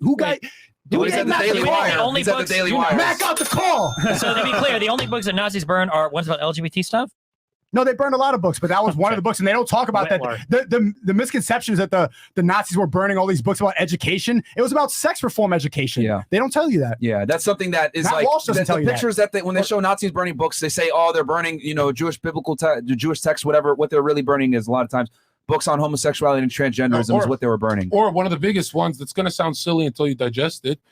You could have an Avatar blue movie high budget and make a lot of money, but if you gave James Cameron Revelations with a 7-headed dragon with that kind of CGI, they are not allowed to release scripture-based movies, because if one little boring scripture can turn millions into Christians, that movie will convert the world. Hollywood is not allowed. Think about it. You really think the greatest stories ever told are not in Hollywood main big screen? Oh, that'll never be. Well, there's one called Left Behind. It's not. Is it high budget? I've never heard of it. That got Left Behind, nigga. But there's one you can watch called Left Behind. I'm glad that you brought that up because that's L on Matt Walsh. Like, dude, you got to know who started. But he does know. He's lying on purpose. Yeah, he wrote an article. 100%. Yes. If you look at the tweet, you see how he says, like, Magnus Hirschfeld, a German, and in the first sentence, he's talking about a Nazi. Then. He's trying to equate Nazi with German. They kicked him out of Germany. They renounced his citizenship. Yeah. Magnus Hirschfeld was expelled from Germany. Yeah. But he's explicitly doing that to try to get the leftists on their side, that's a L, to then. suck up the Daily Wire. Matt Walsh, I really liked your documentary, but you're a liar and you know it. Well, and he also wrote an article. A few people know about this. 10 years ago, Matt Walsh, if you go to, his Twitter is Matt Walsh Blog. If you go to his website, which is mattwalshblog.com, I think that's where it comes from. He wrote a blog post 10 years ago about, I think it was Chuck Hagel or one of the cabinet members of the Obama administration who was getting criticized for being an anti-Semite because he had said some of the things we say, like that Israel isn't our capital, it's not the 51st state. Matt Walsh wrote an article 10 years ago defending that guy, saying, are we really going to pretend there isn't a Jewish lobby in America? Of course there is. The capital of America is D.C., not Tel Aviv. And this is a guy who now works for Ben Shapiro. He'll never say that shit again, but that was the price. He's like one of the number one conservative influencers. That's why now he has to say Magnus Hirschfeld's a German. But so if that doesn't tell you, he knows 10 years ago he said the same stuff that we say.